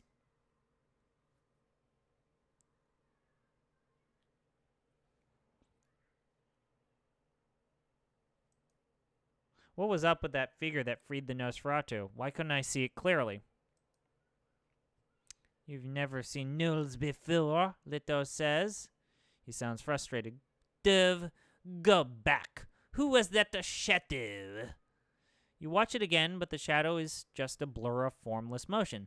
An impressive disguise, Leto says, thoughtfully, freeze framing on the blur. The assassin doesn't even move fast at first. There's just nothing there but a smear. Almost as impressive as this rooftop. And what happens to the Nosferatu? Did he escape? He rolls the video back and forth, trying to get a better view of the white. Then he seems to remember you. He reaches into a bag at his feet and hands you a manila envelope, then goes back to scrolling around. $1,000 in 20s. Your job is done. Oh wait, that wasn't his dialogue. You know the answer to Leto's question, of course. The Eagle Prince's gaze wanders again. He looks east, over the skyline of Tucson. I share what I know about my encounter with the White. This will let me get in good with the Camarilla, which might go further than $1,000 ever could.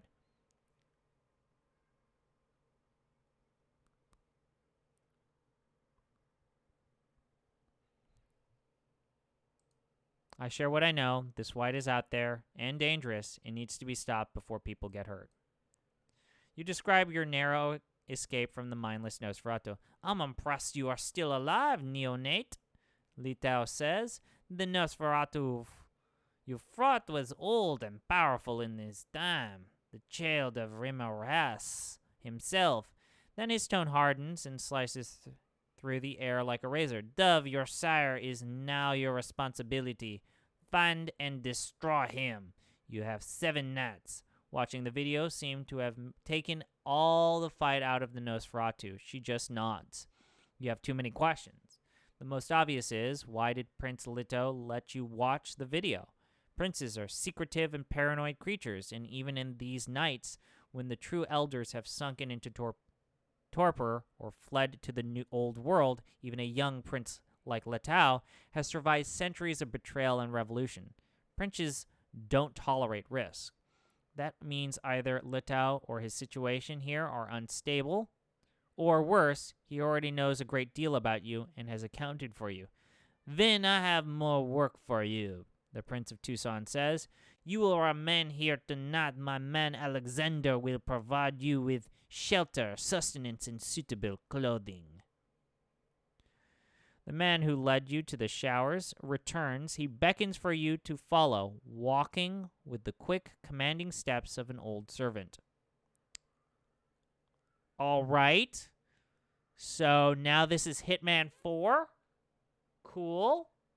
Cool. Okay.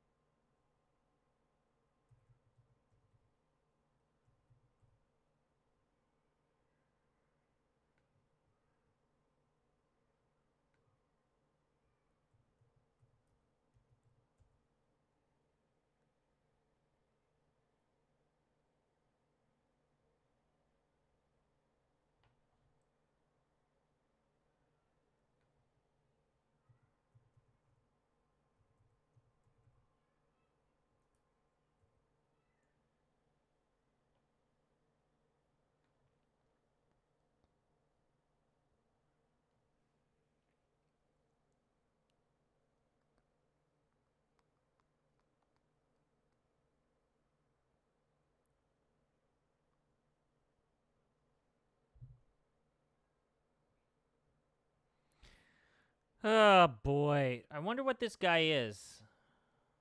Okay. An old ghoul. Kindred grow strange and cold as they age. But old blood slaves are stranger still, and sometimes more dangerous. Then the servant leads you back to a glass observation room above the club's main dance floor, where a selection of clothing is awaiting. You realize that Prince Letao is giving you gifts. That isn't good. You know what happens if you end up in debt to a prince. Please, Alexander says, you must rest for the Elysium. The Eagle Prince insists. You glance at the clothes on display. Letao isn't exactly draping you in Armani, at least. You see a mix of work clothes and streetwear, but nothing too upmarket. You don't see any blood stains either.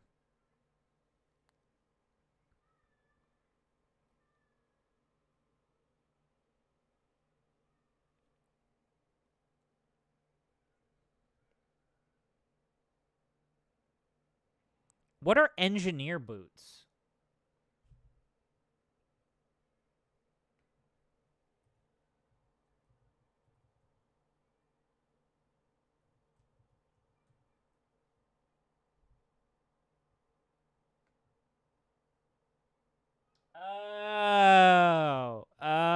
Okay, okay.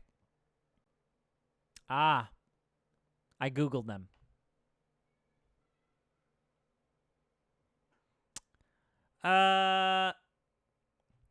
I think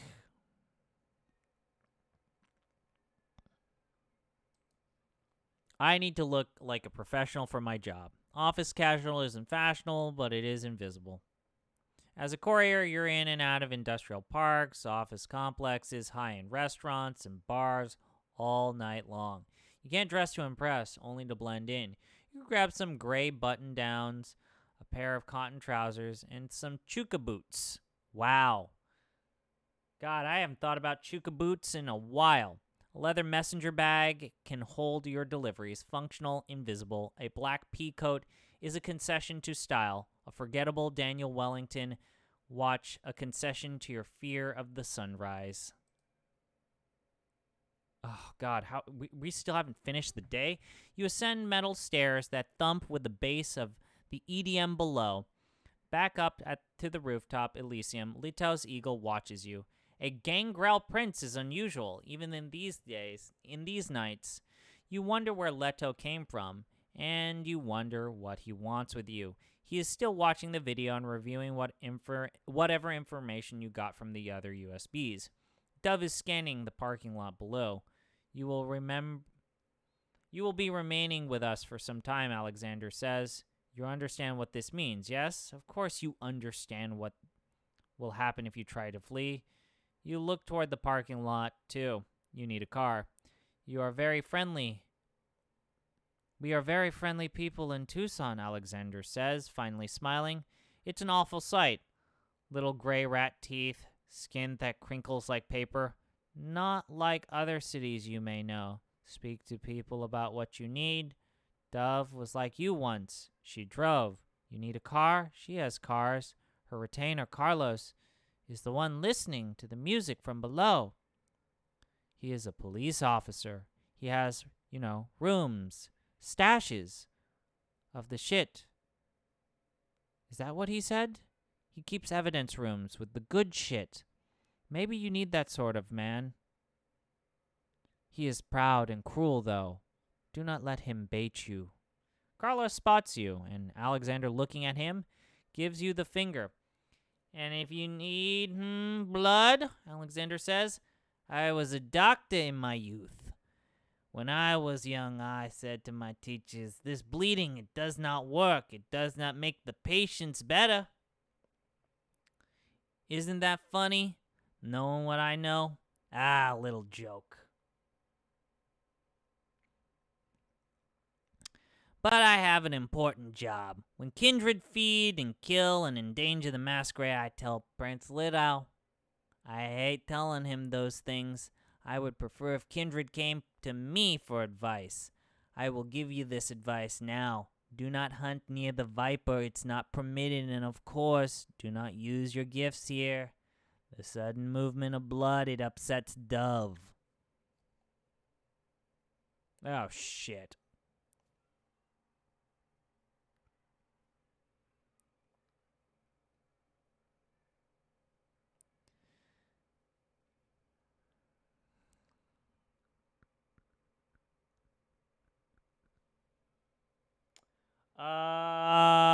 Boy.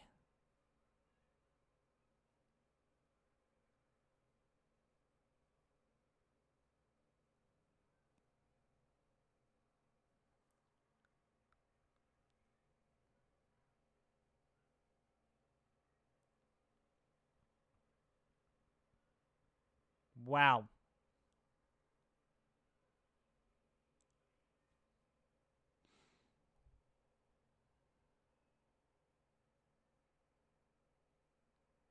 Let's ask about blood. Oh, god damn. Since you have presented yourself to the prince, Alexander says, you may hunt. Not here, the viper is Prince Litau's, but I can provide you with good, quiet places. I provide this service not for your sake, but so you do not embarrass our prince. But this is only for tonight, understand. There have been accidents in Tucson, and the prince will not trust you to wander freely night after night. He rattles off a long list of nightclubs, bars, hallway homes, halfway homes, kill shelters, blood banks, and hospitals. His knowledge is encyclopedic, precise, and up to date, and his warnings are invaluable. There's some kind of dispute in the parking lot below. 3 women yelling at a guy. Dove gestures, and 2 heavies head downstairs to sort it out.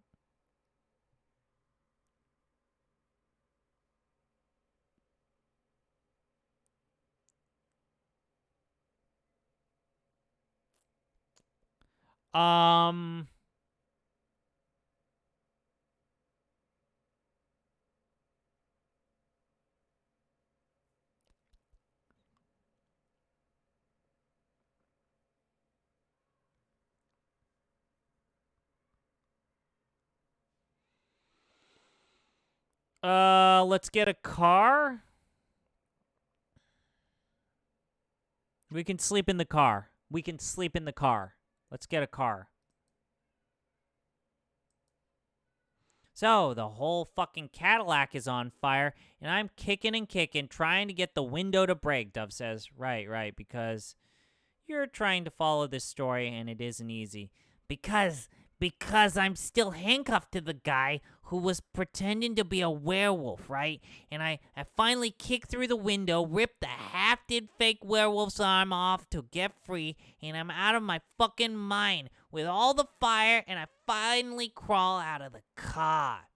And you get clear before it. Do they blow up? Escalades? I don't know. Probably, Dove says.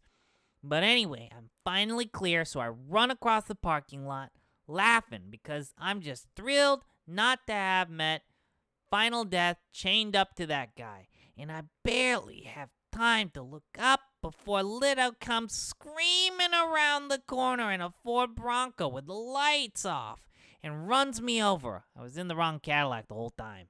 No. The two black Cadillac Escalades in the parking lot of the Marriott, Dove says. How was I supposed to know which one anyway? That's why I don't get to drive anymore. That's why Leto wants assholes like you driving.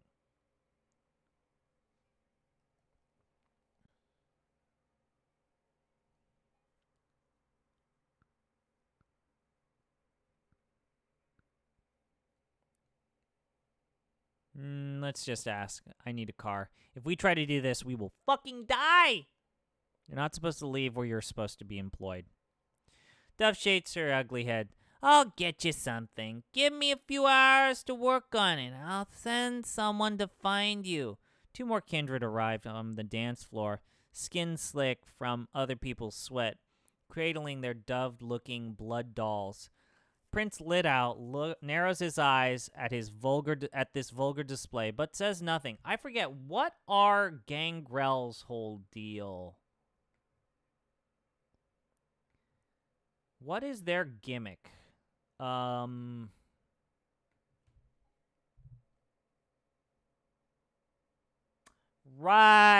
They have the animal-like ones. Right. So they have bestial features. So their bane is about, like, they can walk real fast like a tiger.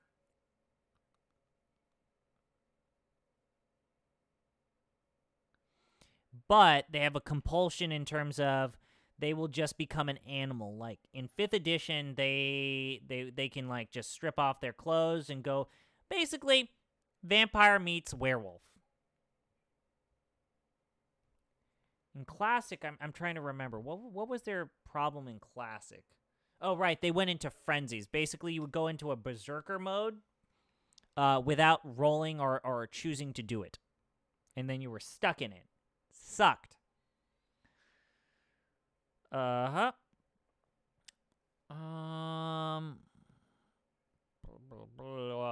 We got the car. Let's get a gun. Let's get a gun. I want a gun.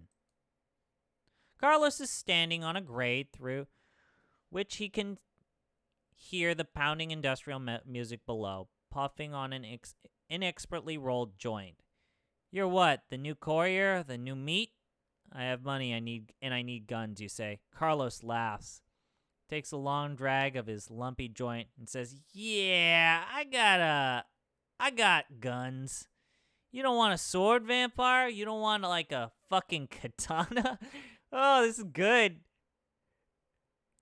Do you have, like, a hand card or something, you ask, that I can look at? He laughs so hard he almost falls off the roof, but he finally manages to steady himself. Yeah, we'll let you take a good look. Me and my buddy Miguel and Lana, we'll set you up. But later, now listen to me. Now let me listen. He closes his eyes as the EDM buzzes out of the floor grate. Whatever was happening in the parking lot below has sorted itself out. The heavies are back upstairs laughing. You memorize their names, faces in case they're trouble later. Then circle the Elysium for a few minutes, getting a feel for the place. You can't believe you're back in Tucson. You wonder if anyone recognizes you. Beyond the rooftop, the city lights appear dim and washed out as if seen through a black veil. Red brake lights from the highway look like a sluggish trail of blood. Just call her. That's Dove. Just call her. That's Dove, speaking in hushed but anxious tones to Prince Leto. You can't quite hear the rest of the conversation, but then the prince's genial smile vanishes. Dove withers at whatever he says next. Then the eagle swings its golden eyes back toward you. Ah, Vane, I told you I would have work for you. I need to send some emails, and that is not as easy as it once was. Come here. Okay. Please tell me this is the end of the chapter, because this was a lot. This is, holy fuck, this is way longer than the other chapters. You were still a fledgling when the Second Inquisition burned through the centers of Camarilla power, places like the Vienna Chantry, arcane fortresses of Clan Tremere. You weren't important enough to draw the SI's attention. They've been quiet for years, quiet enough that some kindred are starting to use phones and emails to conduct their night work, again cutting through into your business. But you know they're fools. The SI was never beaten. The Inquisition is just collecting information now, waiting for an opportunity to strike again. Prince Leto does not want to give them an opportunity. You come highly recommended. I hate to see a proud member of Clan Bruja brought low by circumstances. I need you to run letters to a few cities near Tucson. Don't worry, nothing is more than a single night's trip. I like how they're not addressing that I am Clan Bruja and I'm working for the Camarilla, which for those that don't know, Brujas are the rebels. So basically imagine if a member of the Rebel Alliance was doing a mission for the Imperials in Star Wars. That's basically what's happening here. This is supposed to be a continuity break. I knew it. And, like, it's just going to let me run with it, which is kind of a weird thing.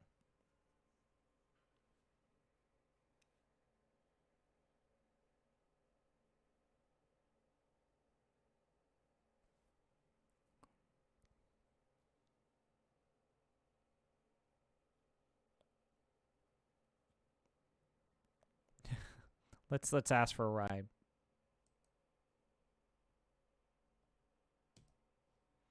I'm glad you had a chance to talk with Dove, the Eagle Prince says.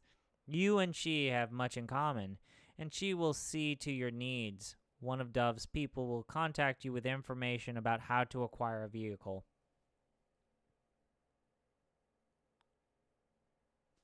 If I have to work for the Camarilla to stay alive, Leto might be my best chance. What's the job?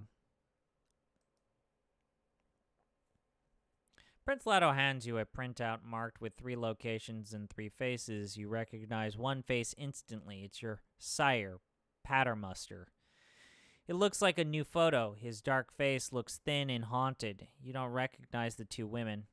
3 people need to know about the final death of Jasper Knowles and the reduction of Raremouse's child to the state of white. Reduction of Raremouse's child to the state of white. He points to each face in turn.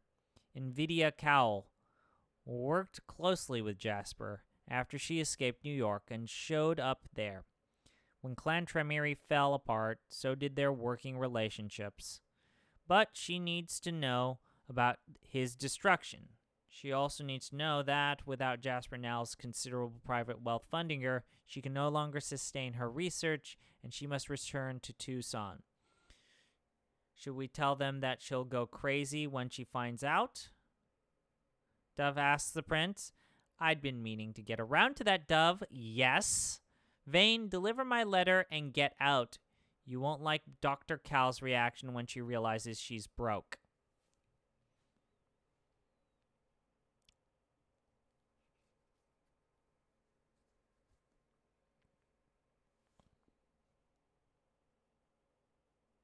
I'll deliver your message. I'm gonna be like a tsundere. Jared Jr. went Super Saiyan. Dude, what is this? This is a lot. This is a lot. Good luck getting it Good luck keeping it professional, Dove says with a little chuckle. Leto points to Patermuster next. Your sire currently lurks in St. Basil Hospital in Phoenix, looking after the lost lambs of our flock. Other rabble, the clanless, thin bloods, the mad ones, maybe even Gangrel. Leto chuckles at his own wit, but he actually keeps them in line, though they are dangerously lax. In fact, I would like you to, encourage a bit more tidiness from the kindred at St. Basil's. No open feeding, no drug running, no unauthorized embraces, that sort of thing. This is not a formal mission, you understand, but if you can make our dissatisfaction known, I would appreciate it. But more importantly, with Knowles gone, the hospital will be up for renovation. Those renovations will compromise St. Basil's usefulness as a haven. I'll write instructions for what Patermuster needs to do. So that's what Patermuster ended up, shepherding thin bloods and drinking the blood of the sick. Seems you've both fallen quite a ways.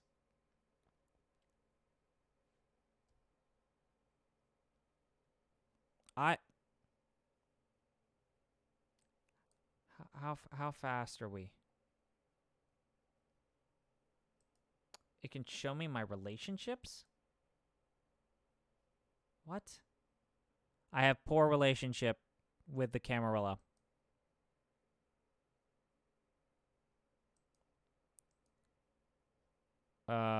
My humanity is a 3 out of 5. My hunger is low. Wow. Surprisingly, this is kind of what your your character page looks like for Vampire the Masquerade. Except it's in the wheel system. That's wild. There's just a straight up character page. Fucking crazy.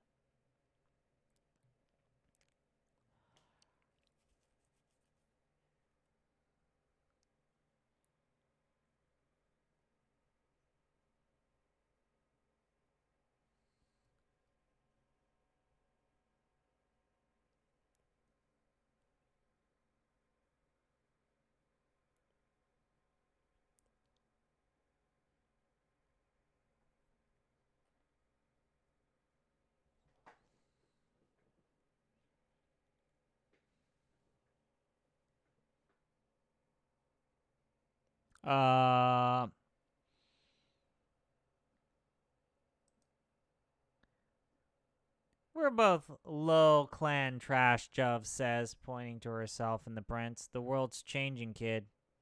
Leto glances at his second command, then continues. Finally, the Ventru Ellen Olive Corona is at a migrant camp in Sierra Blanca, Texas. Prince Leto says you may remember her from that excitement a few years ago. Leto is referring to the final death of the old Prince of Tucson, a powerful blue blood manipulated into launching a crusade of purification against his clan's old rivals, including your own clan. She has since returned to the Camarilla's good graces, since she provides much of the Southwest with blood. But her operation exists atop a mortal substructure that is profoundly politically unstable. Jasper Knoll's destruction will further destabilize that situation, and she needs to know how.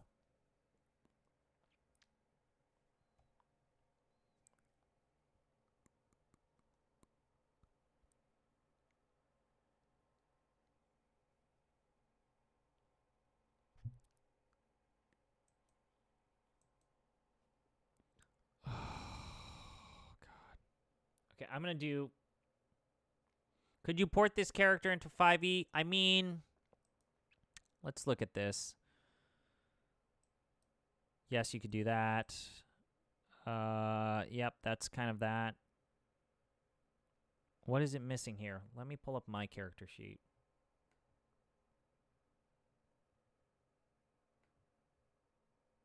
Great question.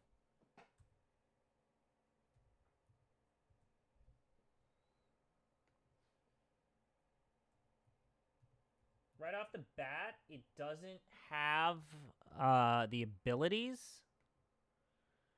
Okay, so let's just look at this. So your name, that's there. So, okay, let's go back up top. Basic stats. Name is Vane. Doesn't have the concept, chronicle, what your predator, your sire. It's missing some stuff right here in just the Masquerade details here. Humanity is not a stat. Yeah, it's missing the skills. Okay, wait, let's see this. That's good. Clandestine. Clandestine's not a skill. You would have to use stealth. And then maybe subterfuge. Subterfuge here? No, okay, they've got street fies and subterfuge. So it's missing some of the skills. I'll say that. It looks good enough, and it has stuff that I've never seen before.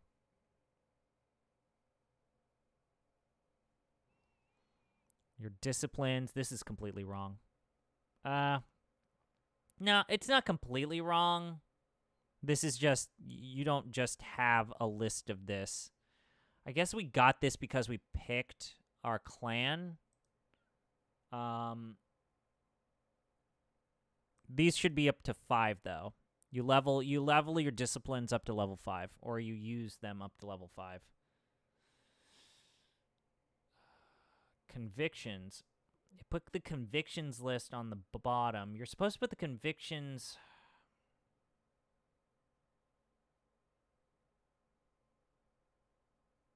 That's wrong.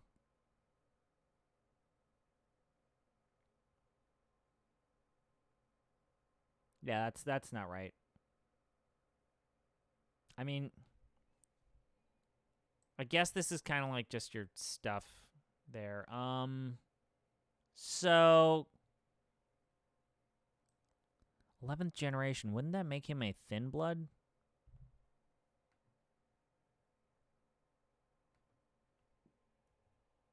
I'm trying to let me look this up. This is gonna bug me.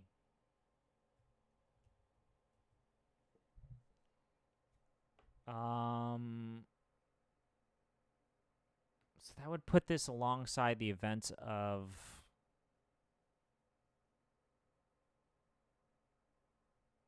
Fall of London.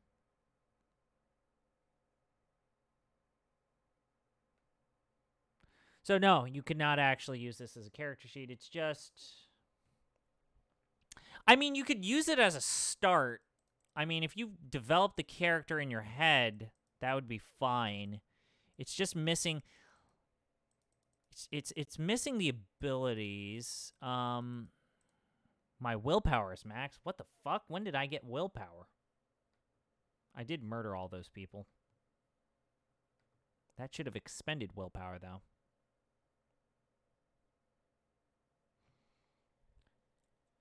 Health and willpower are wrong. There's supposed to be 3 sets of 5, not just 1 set of 5.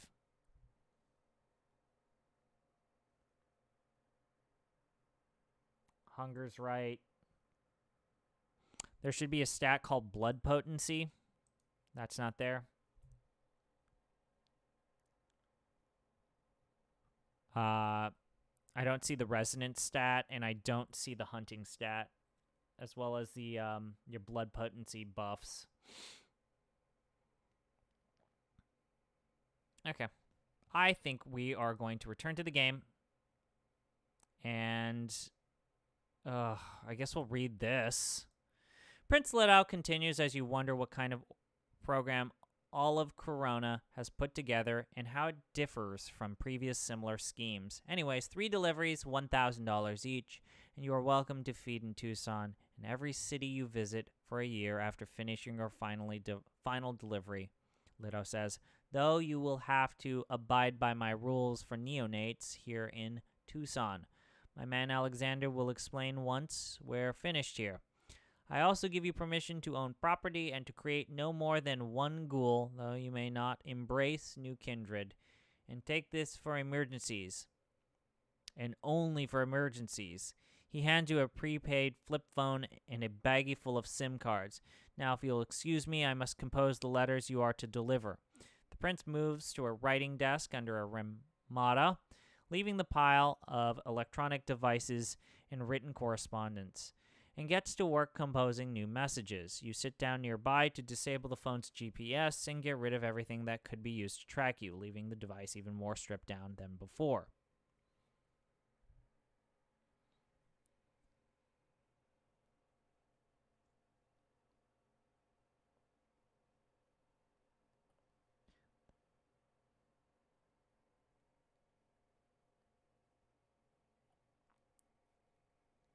Let's go with this. We want to get more information about Jasper Knowles. Okay, I think this is it. You can't linger with so many eyes on you, but you dare not touch Prince Lidau's papers. Many old world kindred, you've learned, regard written correspondence as almost sacred, and many of you, and you don't want to find out what infuriates this prince. Still, what did Knowles do? Torture the scab until he went mad? Conduct some kind of experiment or ritual? The possibilities are endless and chilling. As you circle the zinc-top table beside Prince Lidau's vacated wicker chair, you let your fingers rifle the top few sheets, and something catches your eye. Hand copies of emails Jasper Knowles sent to various local companies. The threat of the Second Inquisition means the kindred do not send emails about their night work, but they are still allowed identities as flesh and blood citizens, as Jasper Knowles said on the video. And citizens need email. In his living guise, Knowles inherited his grandfather's construction business. In other words, you bet he pretended to die and came back as his own grandson. Skimming the list of names, you see major corporate suppliers, a few federal contracts. 2100X, the tech company Julian Sim founded in Denver. You didn't even know 2100X was still around. You've checked for a web presence and found nothing, but here's an email, a timestamp, last month, and a brief mundane seeming message. No word from Prester. It's mostly for renovation of temporary holding facilities along the border. Before you can read more, you spot Dove extricating herself from the Ventru and heading your way. She hasn't noticed you yet, but she will. You step back just as she steps around a wide-A local and glances down at the papers. I can't do any more of this. All right. We are going to stop there. Luckily, this game autosaves. Arbitrary, are you there? Arbitrary, are you there? Please say hello, hi. Confirm. Because it is time. It is time for me. Arbitrary, I need him. I got another bad idea that I need to show him. Hello, hello, M. Brayden. Brayden.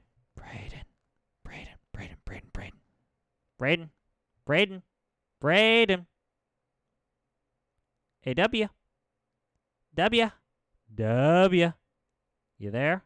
Hey, wake up. Wake up. I got something to show you.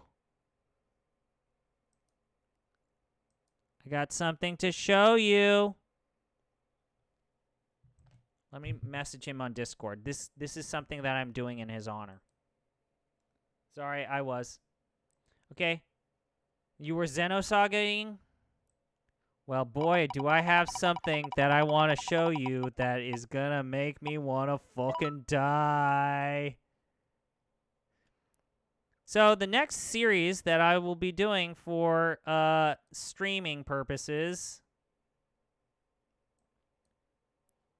it's the Wheel of Dubious free games available on GOG.com. But we're going classic for season 1. So what I did is I found all of the games that are available on GOG.com that are free. But I avoided to skip the games that are not prologues of episodic games, because I basically consider those like demos. So some of these are old Clammy Clam classics, and others are gonna make me want to fucking die. So first option we have here, we've got Jill of the Jungle. the complete trilogy. Because when I think of a fun time, I think of old school PC-based, Amiga-based platforming games. Boy, looking forward to that one. Number 2, we have Lure of the Temptress. Number 3, we have Beneath a Steel Sky. I liked that game before. I bet it plays like crap. Number 4, we've got Teen Agent. I have no idea what this is. Number 5, I decided to put Ultima 4 on this. Which reminds me, we have to put Ultima Adventures 1 and Ultima Adventures 2 on this wheel, too. We've got Treasure Adventure Game. Cool, cool. We've got Shadow Warrior Classic Complete Edition. We have Lords of Midnight, which actually might be a good time, or it will crush my soul. We have Star Gunner. I have no idea what that is. Flight of the Amazon Queen.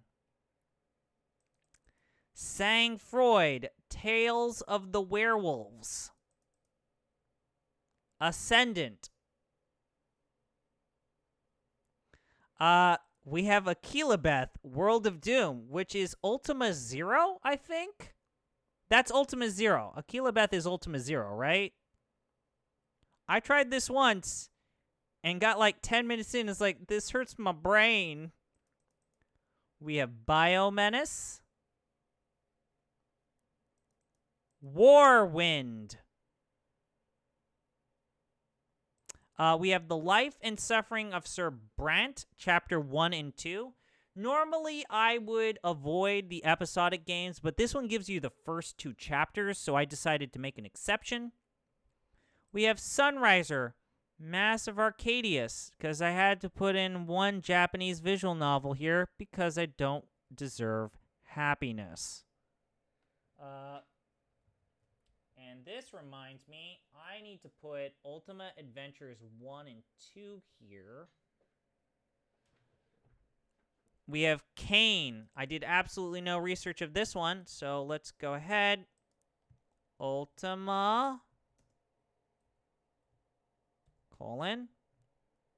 Worlds of Adventure 2, Martian Dreams. Yes, those of you who have tuned into my streams before, I have done these games before, and it was a horrible failure. This time, however, I'm going to use a guide and actually try to get decent progress in these games, so we're not just, like, looking at a fucking box, not knowing how to open the goddamn box. That actually happened to me. And then that means Worlds of Ultima, the Savage Empire is the other one. Worlds of Ultima. Oh, God. The Savage Empire. So how many choices is that? M asked 1, 2, 3, 4. Oh, God. 5, 6, 7, 8. 9, 10, 11, 12, 13, 14, 15, 16, 17, 18, 19, 20. Supply wheel changes.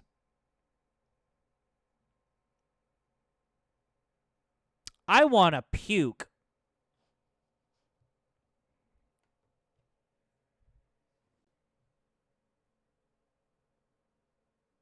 Okay. Let's spin the wheel. I have a feeling that we should spin the wheel twice because I'm pretty sure I'm not going to be able to maintain one game for more than an hour. Okay, so let's say Friday stream. We'll do one of these games. And we got... Ah, fuck.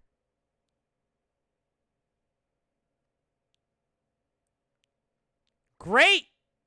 The game that I knew that I... Oh, man.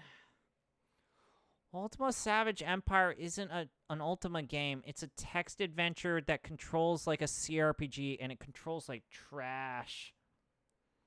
Okay, what's the second game that we got? Because I'm doing twofers. Okay, Savage Empire. Let's go, let's go, let's go. No whammies, no whammies, no whammies. And we got Star Gunner. Fuck.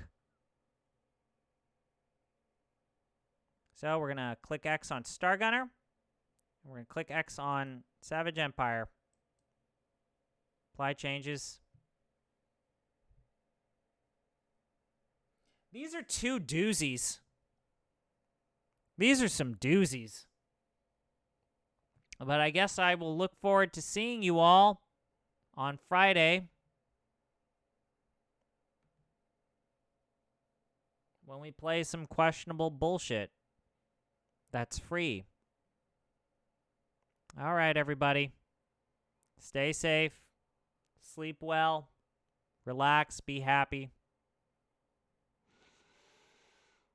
Oh.